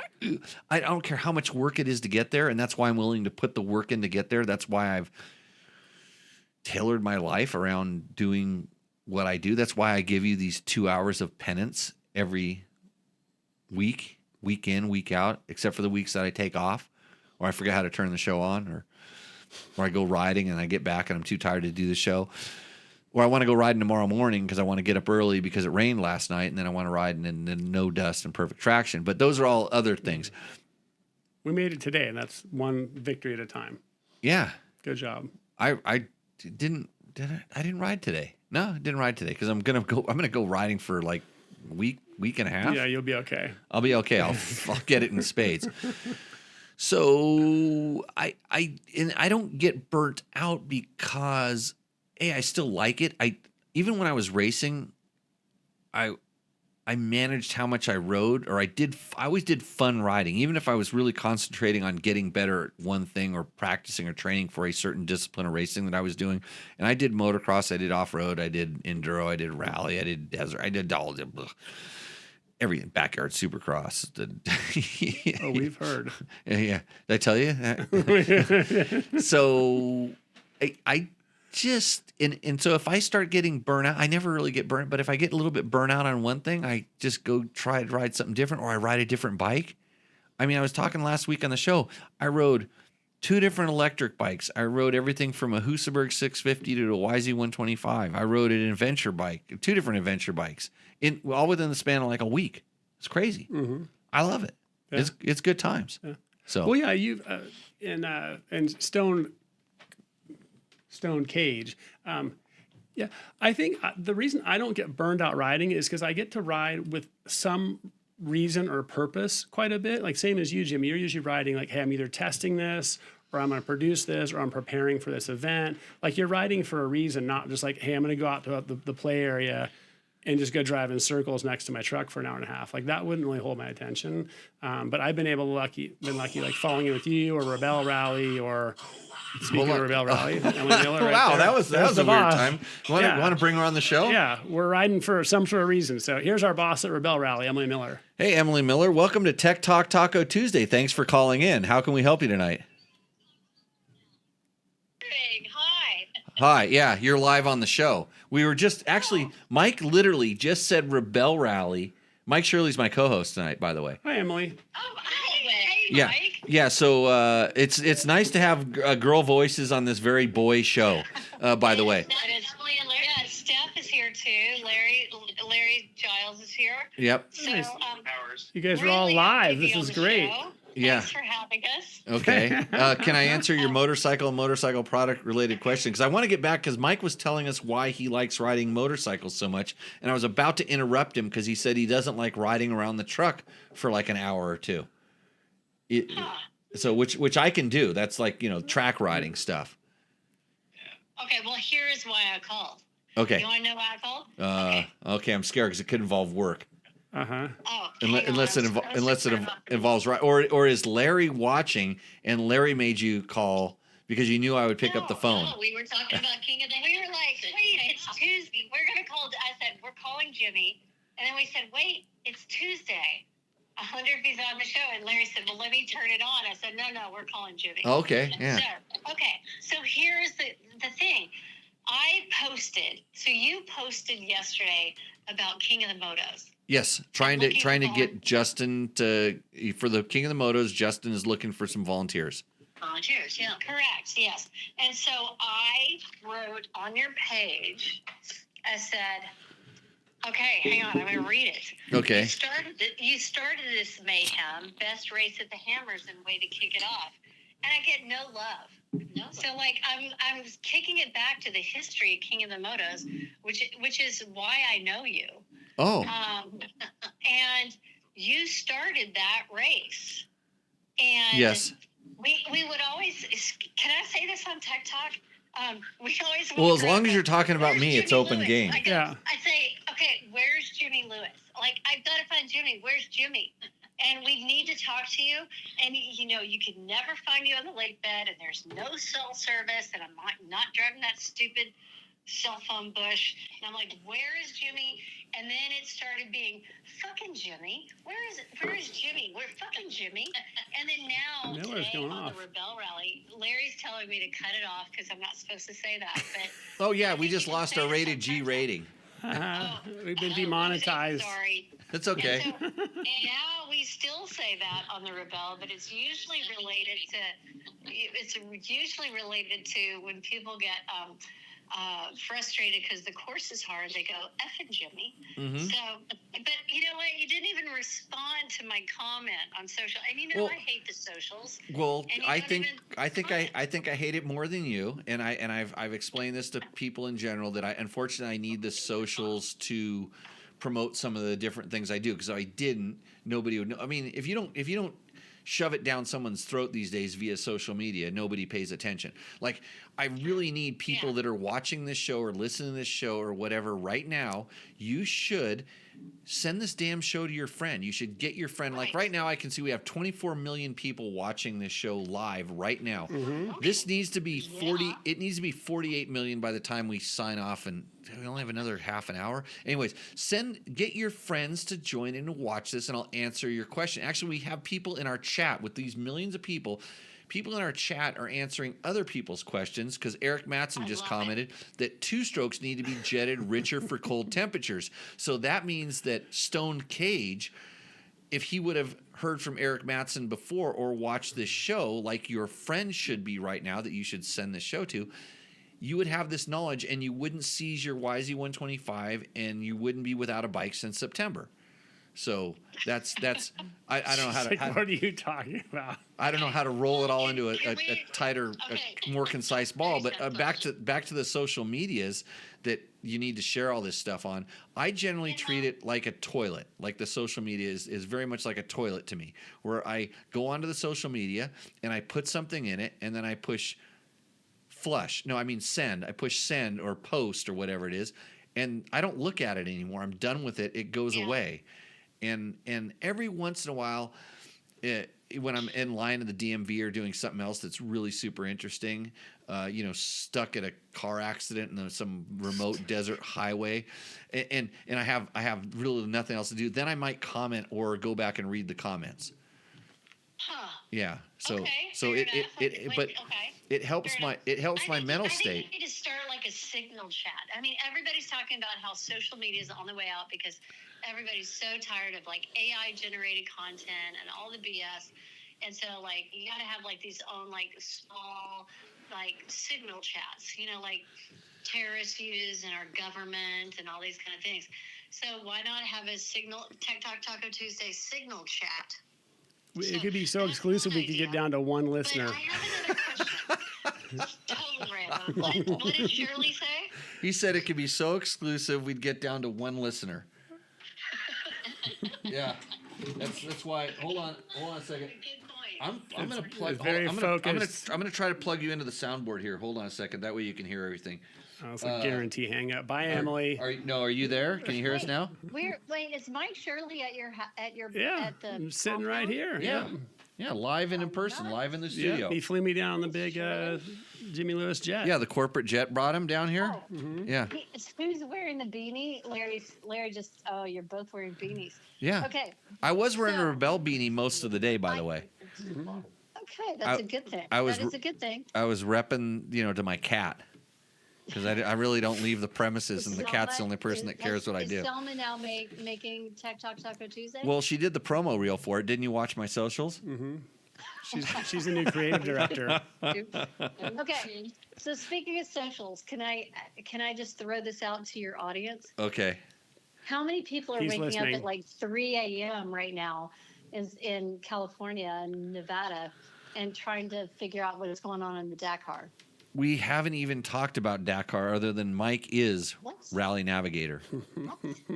What? So, Yeah. I mean, it was the marathon stage. What did you think of the marathon stage? Well, they're not done with it yet. They're still they're Well, they're right, probably but, riding I it. mean, after day one of the marathon.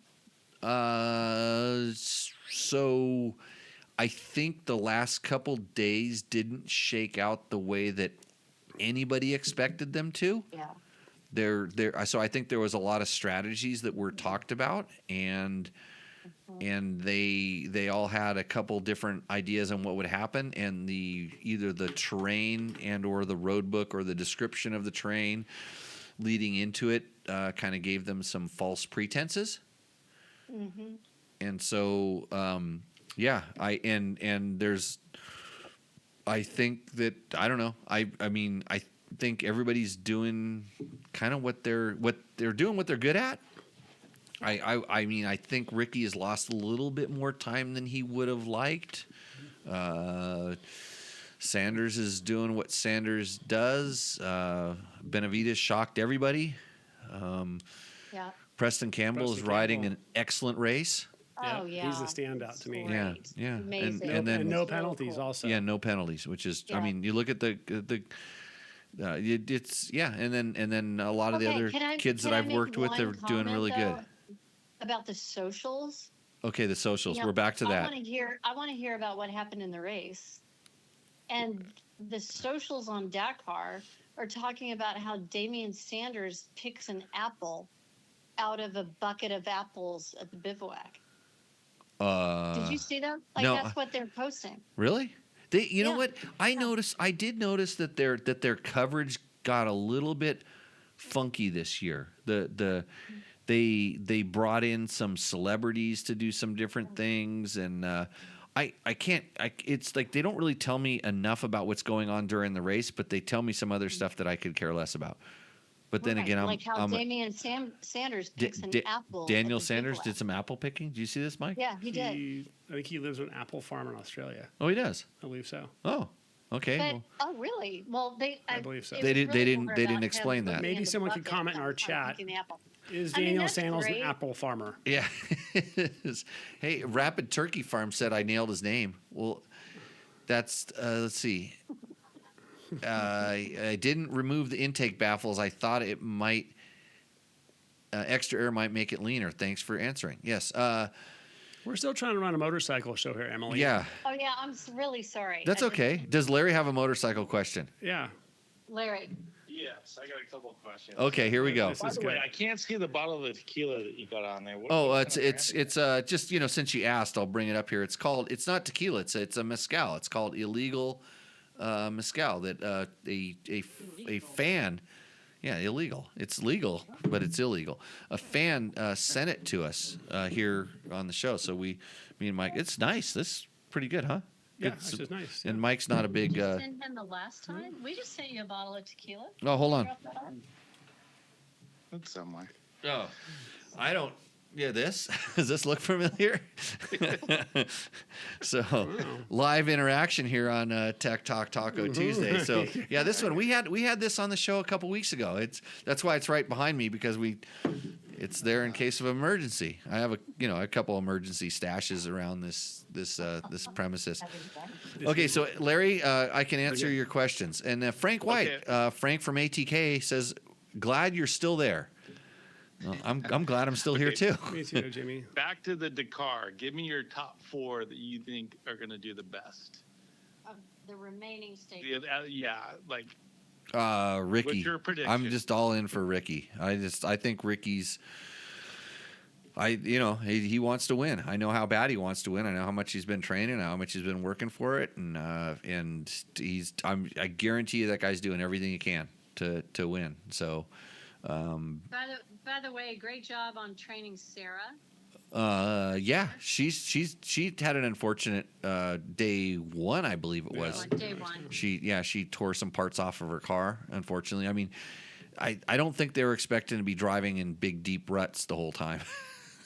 so in those rocks it was catastrophic. But yeah, no, Sarah's doing great. Sarah and Sean are just chugging right along, and that Defender program looks like it's pretty top flight. So it's good for her to be on that. And everybody, Okay, that's Sarah. So we're talking about Sarah Price, who is American. She's the first American girl to win a stage, and driving in the stock class in the cars. Which they're including in the coverage, which I've never seen them cover stock. Do you notice before. Defender's one of the main sponsors on the sponsor Yeah. profile? Through how that worked out. So, okay, Larry, how's But she's been super competitive against Petterhansel Petterhansel's out, consistently. right? Is he out, or he think so. he managed to finish? No, he's out. He's back in. He's way back. But he's way back. Oh, Yeah. I didn't catch that. Yeah, I still have a trophy on my wall from the one time I beat Stefan Peterhansel. It's like I got like 4th or something like that on a stage in a Nevada rally, and everybody's like, "Why is that one up there?" You know, because there's a lot of better ones, and it's like right on the back. It's written. It's like, "This is the day I beat Stefan Peterhansel." So okay, back to the show, Larry. Motorcycle question. Okay. Tires. You've and cost us 1 million viewers, by the way, but keep going. Okay. In the Dakar Rally, on the bikes, what kind of tires are they running? And are they changing different tires throughout the race, and why, if they do? So most of them are running a very specific rally spec tire. So the majority are probably on Michelin. I know that Metzler has a version as well. Those are the two probably main brands for the motorcycles that they're running, and it's a rally spec tire with a more robust, very robust carcass and a kind of a shorter, more durable knob pattern. So the knobs aren't too tall because they don't want them to tear off on the high speeds. In the Rally GP class, the pro riders have to declare a tire that they will run for the entire race. So the type of tire, and they are only allowed to run that tire the whole time. In the other class, the Rally 2 class or the lesser classes, Malimoto, they can change different types of tires. They can go to like a more enduro tire on the sandier sections, for instance. But they're allowed to change the tires, every day, except in the marathon stage, they have to make their tires last 2 stages. So that's the tire in a nutshell, if that helps. Which a couple days ago, that was like 1,600 kilometers or something between the 2 days. Yeah, with the transfer and everything, it was a long ways. Long day. Yeah. I mean, that's like what we do on our tires when we're pre-running for Nora. You know, we'll do 1,600 kilometers on a tire, maybe a little bit less before, and they're smoked. And I gas it. I'm on the gas. You know me. like Your man there. Yeah, I start the bike up and it's on. Yeah. Larry knows that too. He rode with me last year. You just left Larry out in the desert for the most part. He's a dude. He's first aid certified. I knew he'd be fine. Yeah, Larry was one of our moto medics on the Nora Mexico 1000. For anybody that's curious, so I had him on the show. Larry's been on the show before. Nice. He was going to answer medical emergency questions, and basically he told me you need to be prepared to stop the bleeding. Yeah. That carry a lot of Band-Aids. That's tourniquet. And the funny thing, and this is really so my pack that I carry has evolved now to where one of the things that's sitting on the top of my pack now is the tourniquet, the field tourniquet, and it's not still in its packaging. It's set up so that I can just bust it out, open it up, slide it on something, and do it. Mostly in case I have to self-administer, which I never want to have to do, but just in case, but that way it's ready to go, and I don't have to fumble with it. So thank you, Larry. Yeah, you're welcome. You saved my life. Save a life. Yeah. So we try not to ever, never have to use that stuff, but it's always good to know. Yeah. Well, thanks for answering that question on the tires. I was really curious because I've seen quite a bit of like different terrain, a lot of rocks, a lot of sand, and just wide open riding. And I'm like, man, it's like, that's a long race. It's like, how are they going to keep those tires intact? So yeah, lots of new tire every day. It's nice to be a factory rider or to have a big budget to do that. Hey, question related to Larry's question for the Malimoto guys. I know they can carry an extra wheel set.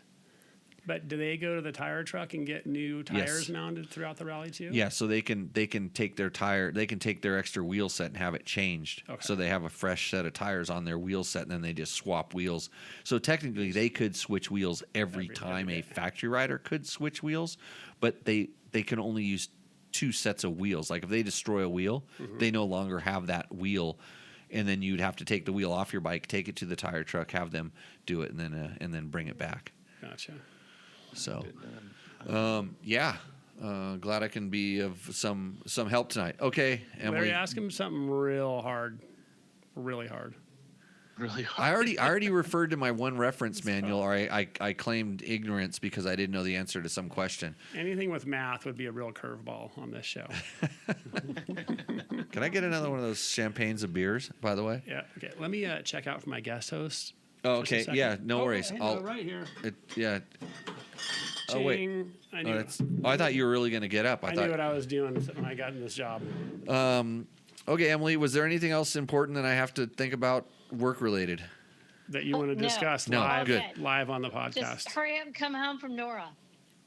Well, I'll do my best, but I mean, I'm trying to enjoy myself down in Mexico riding Yeah, dirt but bikes. We have new terrain to explore. Work on. right? Yeah, well, that's always the case. I think. Yeah, I don't know. I'm not sure. We'll do our best. So thanks. When do you guys leave for Nora? Uh, Go down there and It scout. could be tomorrow. Could be the next day. It's kind of like at this point we're in a sort of a holding pattern, but we have a trajectory that we're working on. There's some hiccups, we like to call it. So, you know what? Gary Drummond says the IRC M5B would be the win for tires. That tire, I tell you what, that tire would work really good in the sand until all of the knobs flew off because of the temperature. So, okay, guys, Emily, I'm gonna hang up on you, and we'll keep in touch. So thanks for sharing my post for Justin, because I like Justin. I'm glad he's keeping the King of the Motos alive, because somebody needed to. And if you want to get a really up close and personal view of the race, go and volunteer. That would help Justin out a whole bunch. It's the best spectating in motorsports, man. Go volunteer for King of the Hammers. I'm telling you, you can't get any closer. Yeah.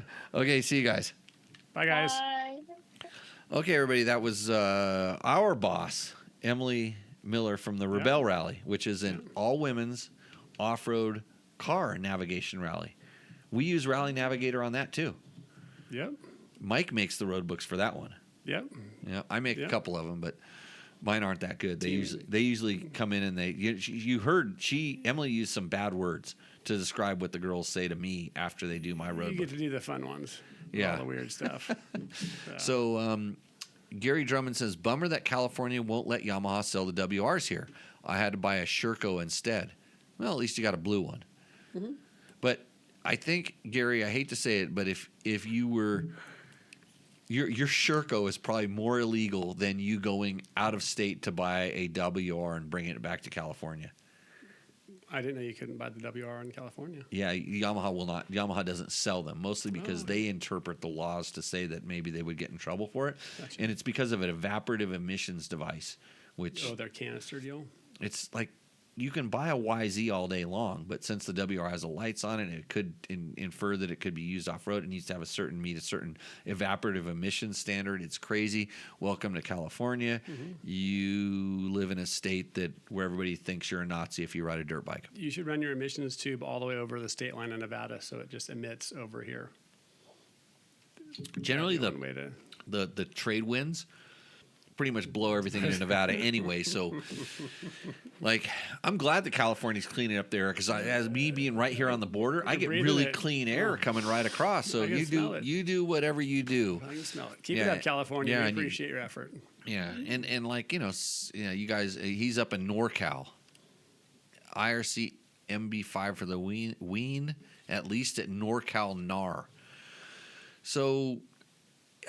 Yeah, tires are the cool thing is there's so many different tires. You can find something that works for you, and then you can talk to your buddy about it. Then you can get in an argument about it. And I converted you. You were on certain tires, and now you're on my old tire. We're not going to talk about because I can't even remember the name of the old tire that I used to run. The new But- name on it. Now I'm on Pirellis. I've heard those are good. They're good. And the Rally Spec tire, the Pirelli Rally Spec tire, which is their sister company to Metzler and stuff like that. Oh, I didn't know that. I actually think the Pirelli Rally tire is a little bit better than the Metzler, me personally. But yeah, I will have those on my bike when I go to Nora. Okay. I need to get a resupply at the moment. I'm actually doing a little testing of some things. Okay. So I just need something that's speed rated for 130 miles an hour, or right. I'm not even signing up. Your new. I know what I dropped. I dropped the mouse. Something fell off the table here. And Sorry, I'm like, listeners. We'll be back in a second. Hold on.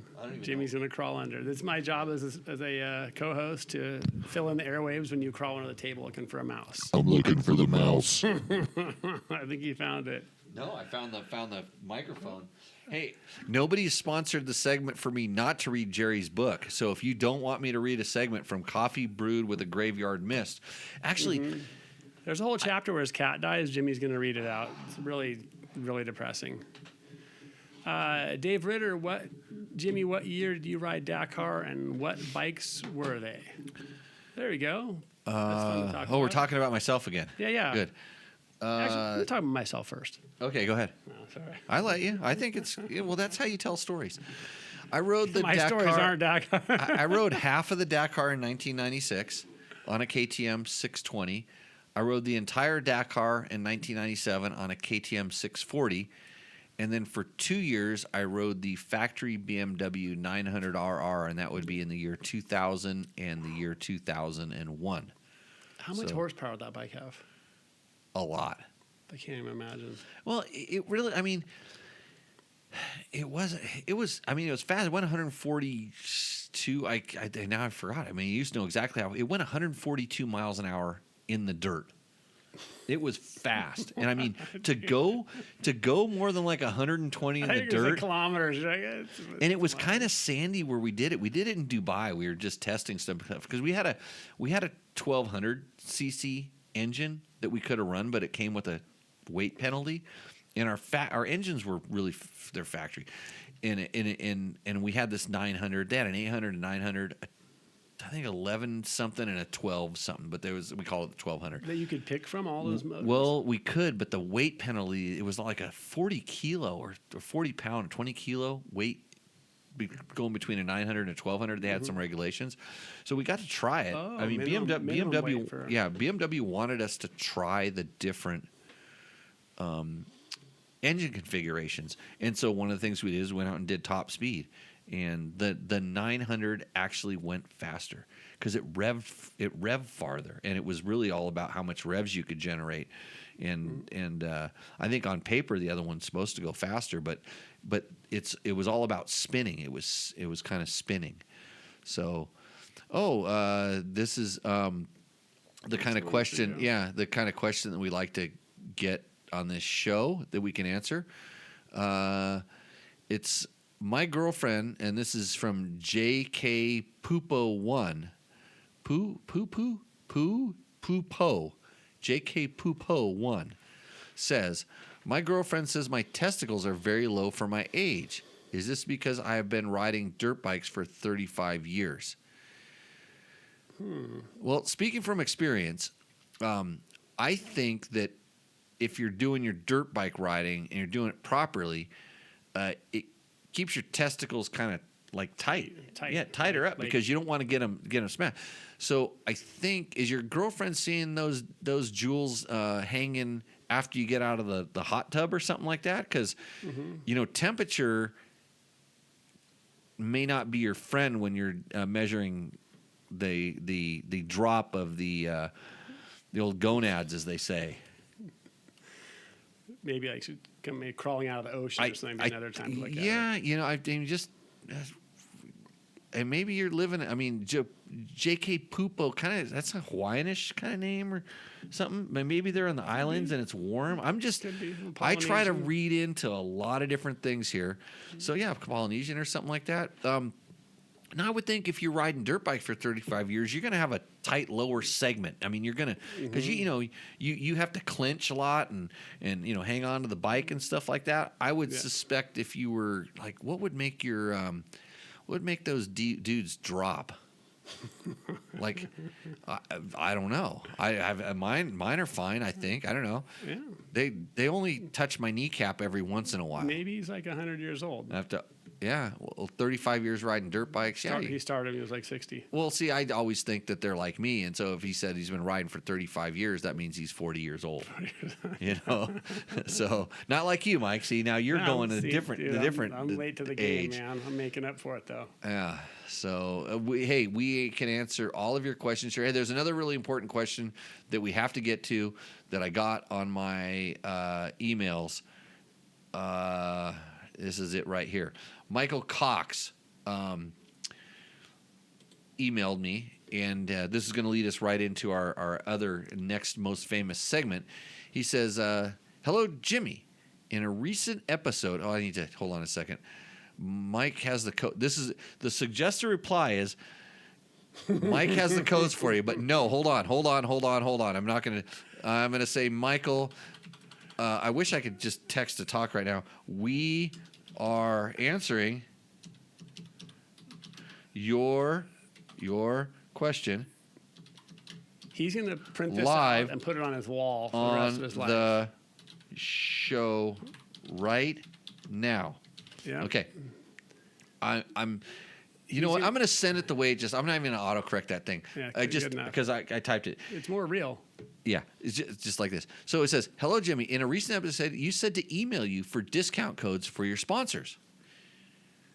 Which I do say. Could I please get codes for Takamoto, Kim, and Scott? Kim. Kim. They just got married. I don't have Kim and Scott. Yeah, I don't know. But I have Climb. Oh, yeah. A lot of times I can hook you up with a Climb discount code. It's actually a pretty good one sometimes. Climb, makers of this beanie that I'm wearing right now. And that was the only piece. I wore some other Climb thing today. Sorry. I actually put my Climb windstopper gloves on, I think, when I went and dried off a motorcycle today. He says, thanks in advance, and he loves our show. Well, so I only have sponsor codes for certain sponsors or partners or whatever it is. I have some, and if you are usually a little more articulate and you don't just list off every sponsor that you think we have and think there's a discount code is going to drop out, I'm of the belief that you don't just get stuff for free or minimum effort. You have to work for it.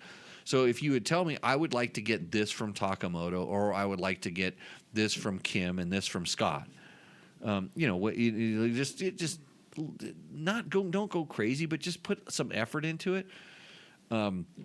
Maybe, the discount code for Takamoto. It was all you had to do was send a picture of your dirt bike in and tell us a little bit about it.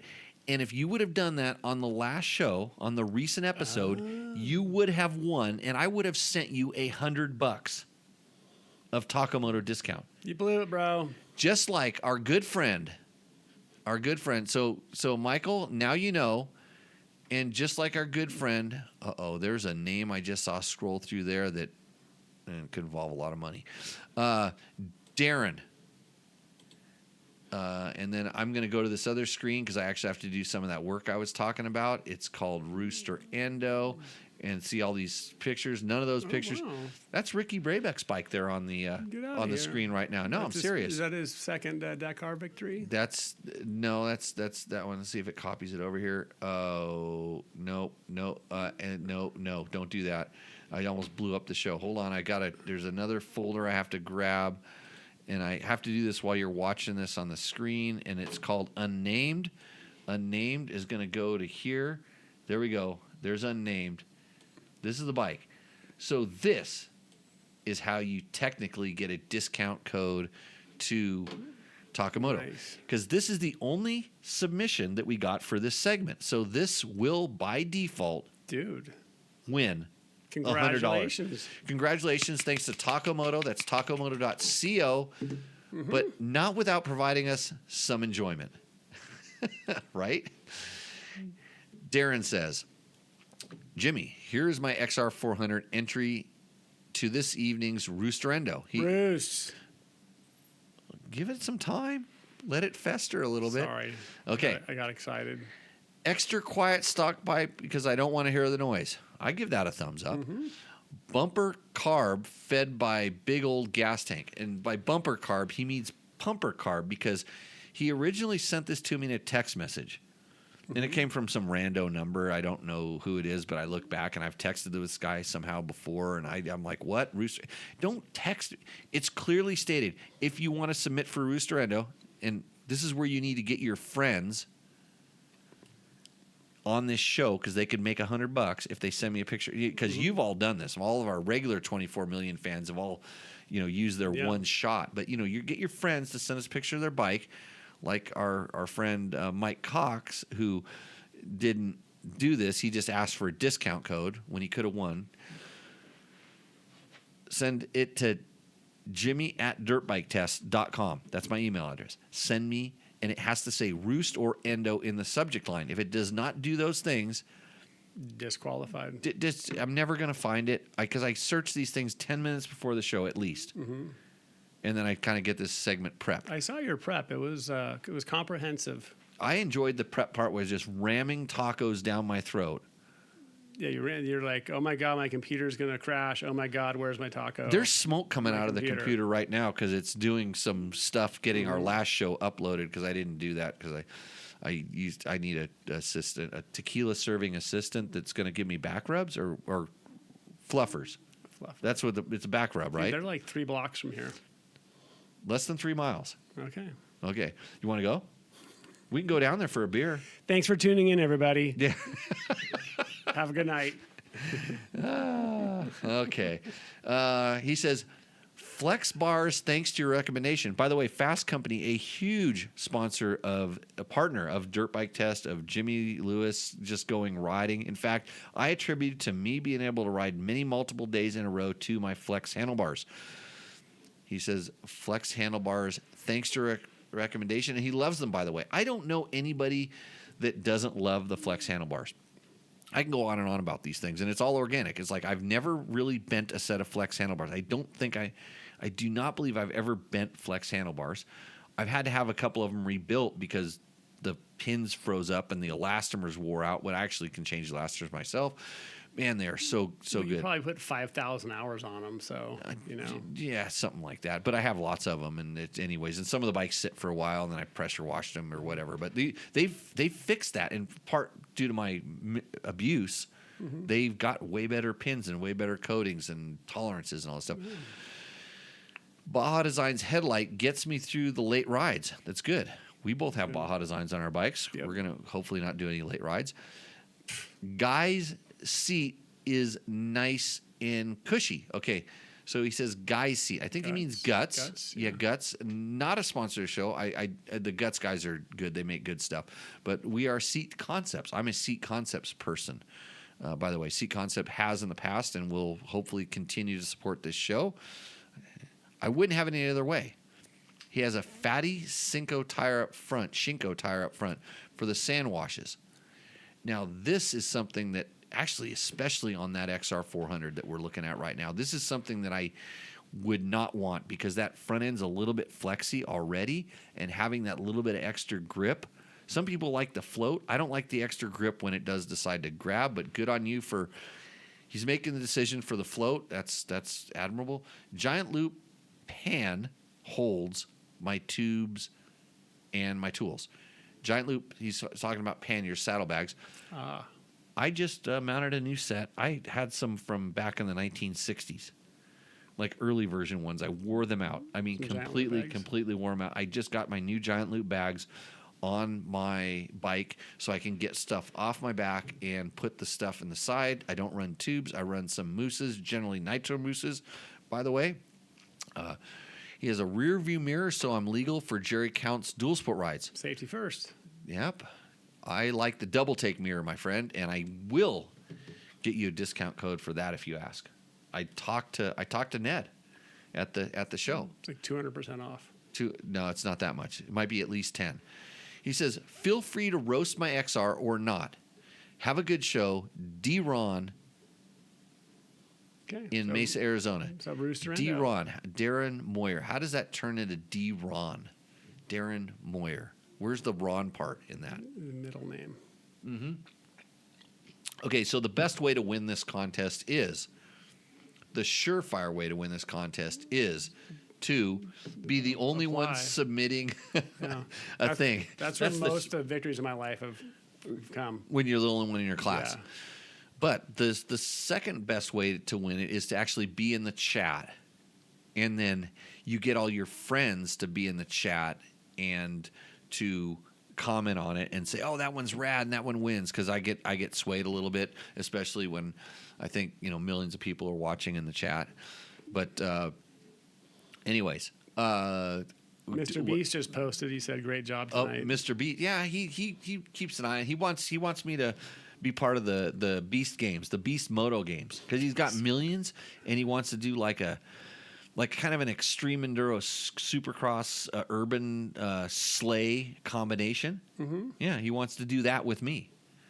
I get that. Yeah, so I mean, I'm into the events. I actually, if you saw on the inner tube webs things, there was just something that Red Bull did with Ford, with Isaac Hadjar and Mitch Guthrie. Oh, okay. I didn't watch. I saw the headline. Didn't watch it. I had a little something to do with that. No way. Yeah, I actually used Rally Navigator in that, and unfortunately, because of the time and the problem and stuff like that, it didn't present into the finished product. I don't know if they're going to have some cuts or anything like that, but they literally used a road book to navigate that course. Oh, that's That cool. some guy that I know, made the road book, and I used Rally Navigator. And I actually remember when I was asking you if you had a Red Bull icon. Did I ask you if you had a Red Bull icon, or I scraped those from somebody Yeah, else? you told me something else. Yeah. So, anyways, I actually had the Red Bull arch and all the stuff in the. I'll show you the map book. It's. I got one. I got a copy of it right over there. Nice. Anyways, so enough talking about myself again. You're so cool. Let's see. Let's fire up 3 more questions here, people. And Gary Drummond says, "My boys ride up in the stroked. Need to respring if they don't." I don't understand that question. Right. So we're back to D-Ron's bike. I'll click it back up if you forgot what we were talking about. That is a XR400. By the way, kids, for those of you don't know, that's an air-cooled, actually oil-cooled. It does have an oil cooler on the front of the frame there. There's a little oil cooler up there. Air-cooled mostly.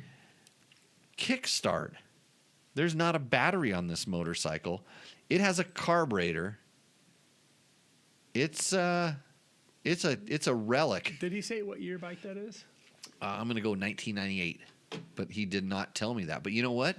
You know what's crazy is one of my rules on this. So maybe we're gonna disqualify. Maybe he's not getting that $100. Oh yeah. You need to tell me year, make, and model, because I cannot always know. Technicality disqualified. He doesn't even say Honda in here. I don't even know that it's a Honda. It's probably really a Yamaha, because Yamaha sponsors this show. How do we know anything in life?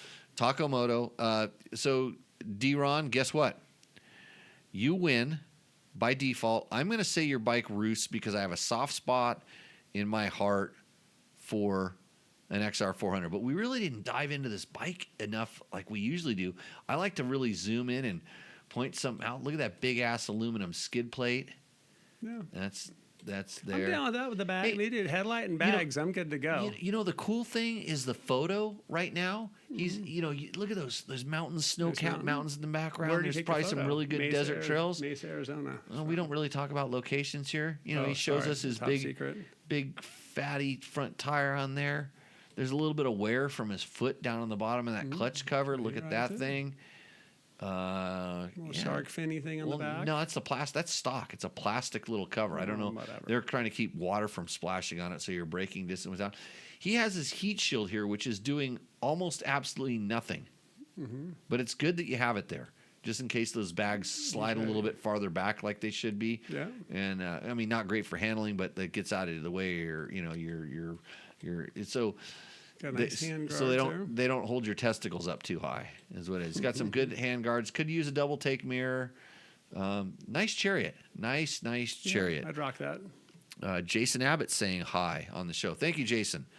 He has no question. He's just saying, hey, you never got back to me on my Can-Am video. Did I actually do one? I think I did a preview video.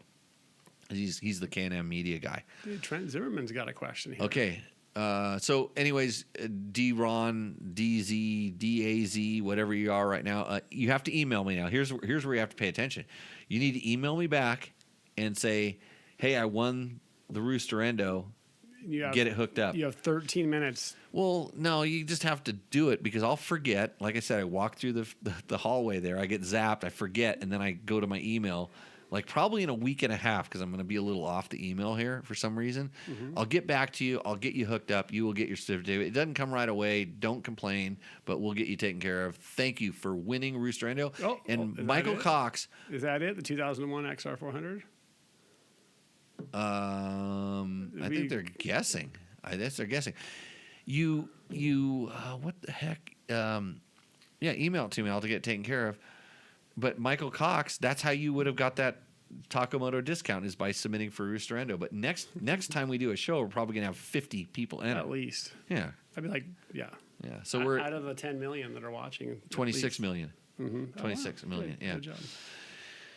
I guess somebody got their friends to watch. What does Trent Zimmerman want to know? Trent Zimmerman 9040 inquires, you've talked about pre-running a race on many occasions. Oh boy, has he. As someone with zero experience in rally racing, I'm wondering if you could explain that a little. Absolutely, Jimmy, Trent. go ahead. Yep. That's that's a good question, and it's funny because all the people that are like really into racing, are, dude, that's so stupid. Why would he ask that? Well, because he doesn't know and he wants to know.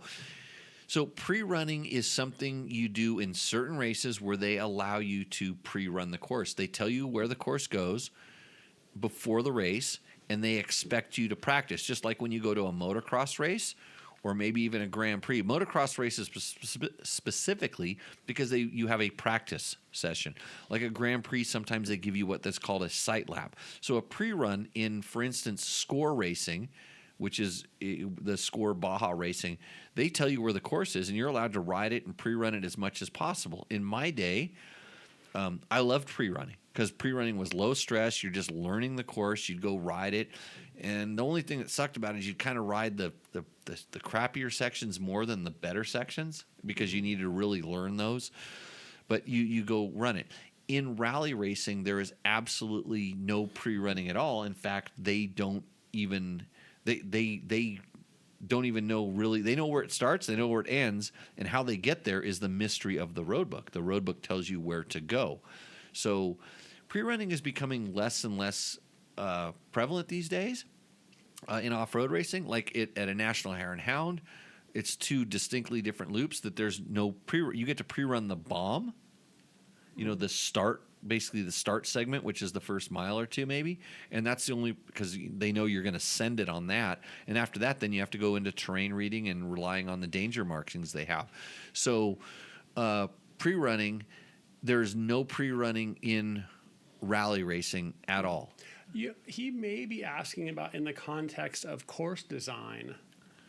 Oh, when we're down there, okay, that's actually that's my understanding. Okay, so the person that makes the road book would definitely, what we're doing is we're going scouting, for more lack of a better term. So we don't even know where the course is going to go. We're going to go find where we're going to make our course. We have an idea. We're just going to find the best sections and take the crap out. Where Score allows pre-run and they completely destroy the course. Well, we're not going to go there. We're going to go on the better roads that are fun and aren't torn up and trails and sand washes and things like this. Yeah, so, but Trent, the process for say a lot of rally events, maybe what Jimmy and I are going to do coming up is the scouting run for Nora, which is like he said is really finding out where the course is going to go. We've got a few ideas for direction, maybe this valley, that valley, what have you. So we're going to go scope out those roads now. Jimmy's going to come home, make the actual road books, and then when would you do your final road book verification run? As close to the race as we can. Yeah. Like because there's always the chance of storms coming through or something changing. But we try to go what we make the road books, then we go do a verification run, which is essentially like a pre-run. Mm-hmm. We go pre-run our road books to make sure they work, and then we make the corrections. So we take we take what we have. It should be, and most of the time they're pretty good. We just change a note here or there, or maybe, especially if a storm comes through and there's extra dangers or ditches appear, or you have to go around a water hole. Who knows what could be. There's a lot of cows here and there was no cows here before. Okay, we add some vaca. So yeah. Yep. And then then some events could have another pre-run literally the day or 2 days before the event as well, which would be the final verification for road books. In super high level, top level pro events like the Dakar, they have what they call an opening car that goes and does it immediately before, and then they correct it right then and there. Yeah, and then depending on the format of the road book, if an event is using paper road books, they may need to print a modification section, which would maybe say at waypoint 122, you're going to like cut and paste these next 5 waypoints in where it's going to take you around the washed out river and back to the road, or where the bridge got washed out or what have you. So in an event that's using paper road books, they're having to like print and physically hand out all these modifications, where an event that's using a digital road book can actually just update the file and distribute new files. And people may not even know there was a modification to the road book. It's just done kind of invisibly. You can even do that the morning before the race starts and change a road book at the last minute if it's digital. So that's one more reason why organizers are going to digital road books. Yes, this is true, and this is why Chris Needell, One of your smartest Needell viewers. says, great co-hosting tonight. Give this guy the job. Bring it. That's Mike, just the way you just took off and ran and explained that, I was so intrigued by what you're saying, I forgot to have a swig of my beer. This is what I like. If you could just now figure out how to take this and then go edit it on that computer over there and then post it up on the YouTubes and then fight the copyright claims and then we could still go riding, it'd be all cool. Yeah. Chris, thank you very much. Appreciate the work. Yeah, Flying Brian, no pre-run in District 37. This is correct. Although there's a lot of people that do a little extra pre-running because those courses are marked, and some people go out there and do a little pre-running every once in a while. Evidently, Juke JK Poo Po 1. He's back. Which is an AI robot commenting bot. And it's funny because this is how good they're getting. Is his question is, was Talladega Nights the movie based on Jean-Michel Bale and Jeff Stanton? Well, I don't know if I've ever seen Talladega Nights. Can you watch that on the Facegrams?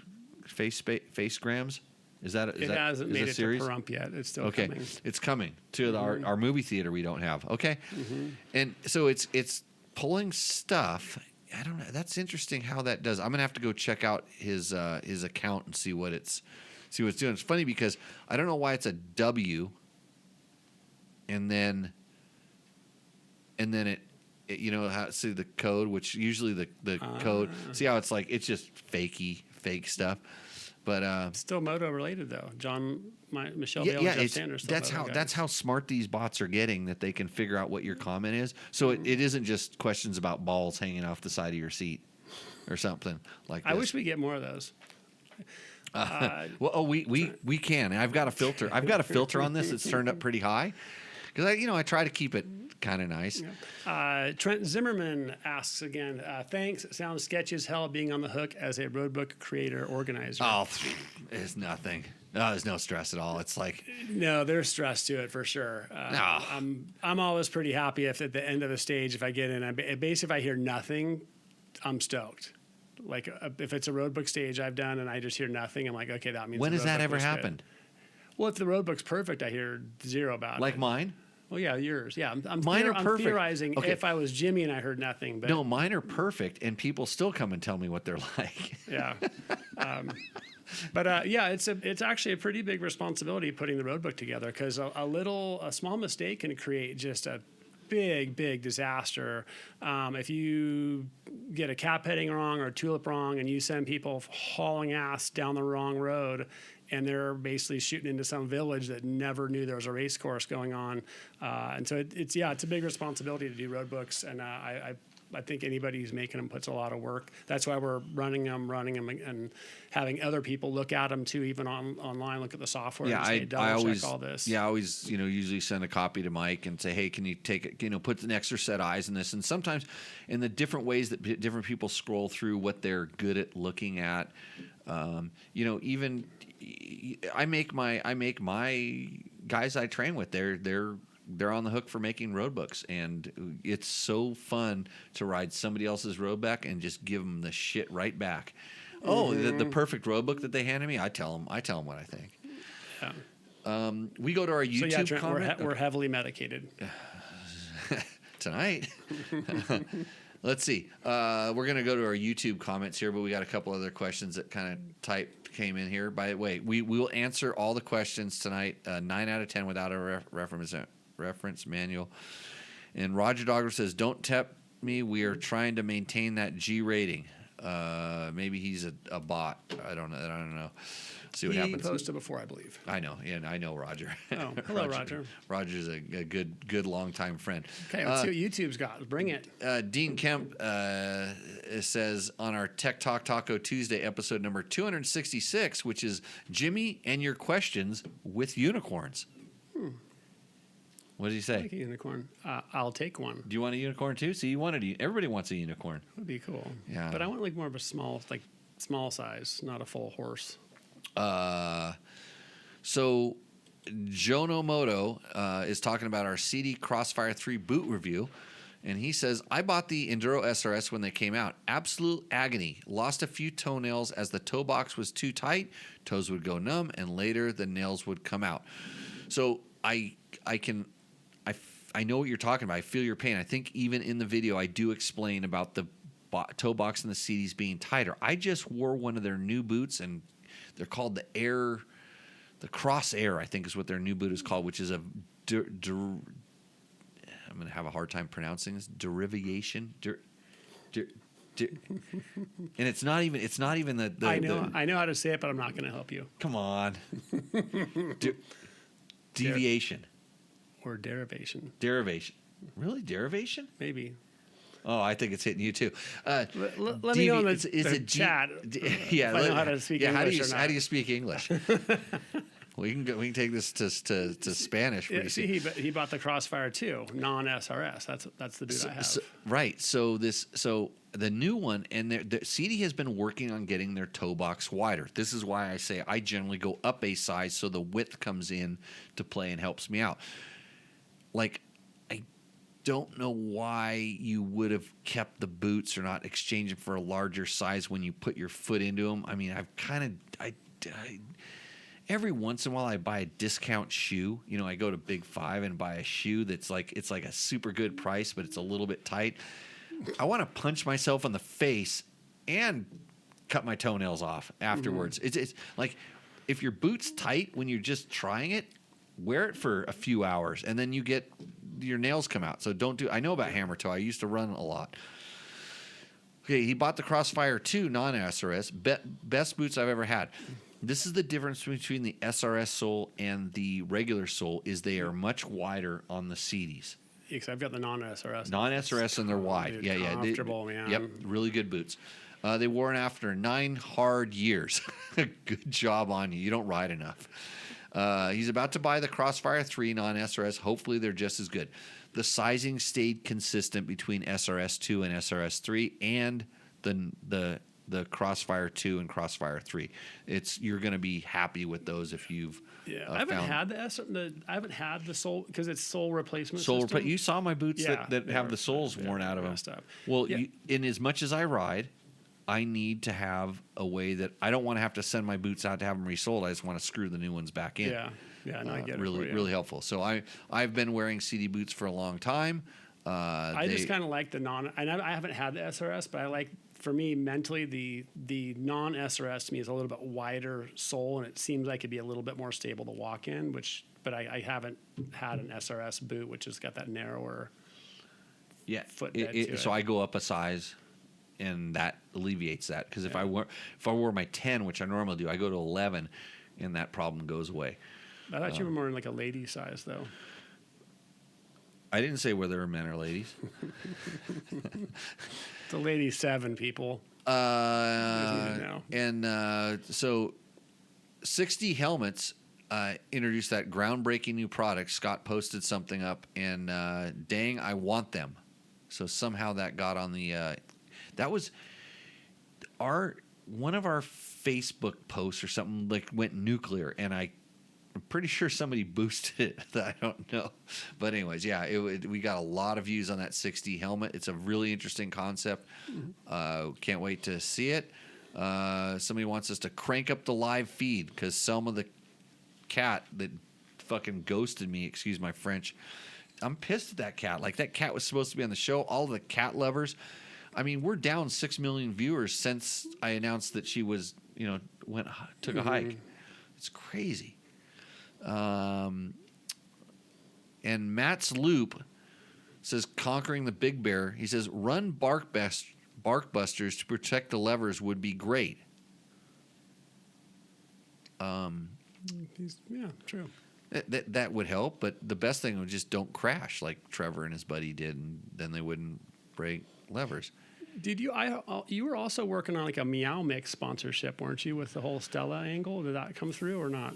Friskies. Selma. Friskies. Friskies. So you got the Friskies money now. Friskies money. It's doing good. Her cat channel is doing really good. I just pet her. A lot of petting.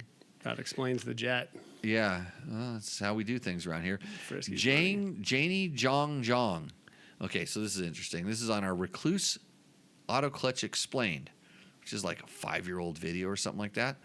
I explain how to tune a Recluse clutch, which, guess what? It hasn't changed much, even with the new one. I talked to Mike from Recluse at the AIM show. We talked about a lot of cool super techie Recluse clutch stuff. He's going to send me some super cool new parts because I complained. I probably was talking to him and he inferred it as complaining. Is that what I do? No. He had the parts for me. I'm sure it was constructive.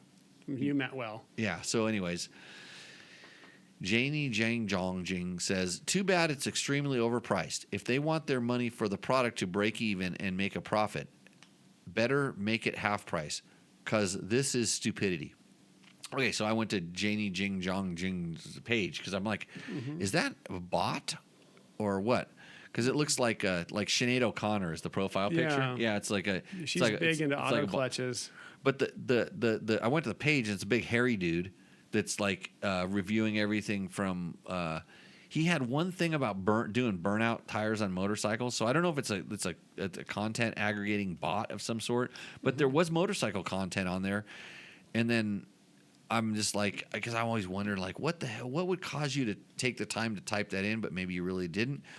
Recluse clutches are not extremely overpriced.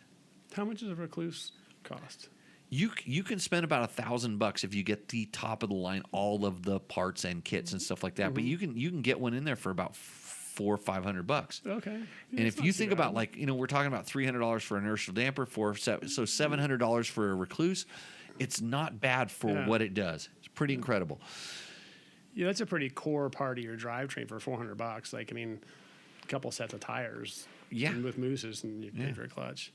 Better make it half price, great, man. Yeah. Stuff's expensive. Yeah. Quit whining. Yeah. Well, exactly.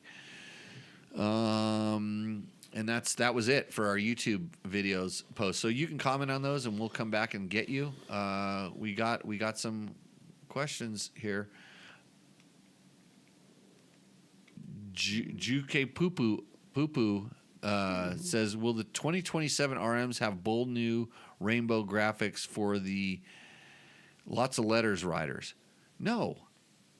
What do you? So this is the one that I think we got to go to his page. Hold on a second. We got to go find. Let's check out JK. This is where we're gonna dive in. Might show up at his house actually.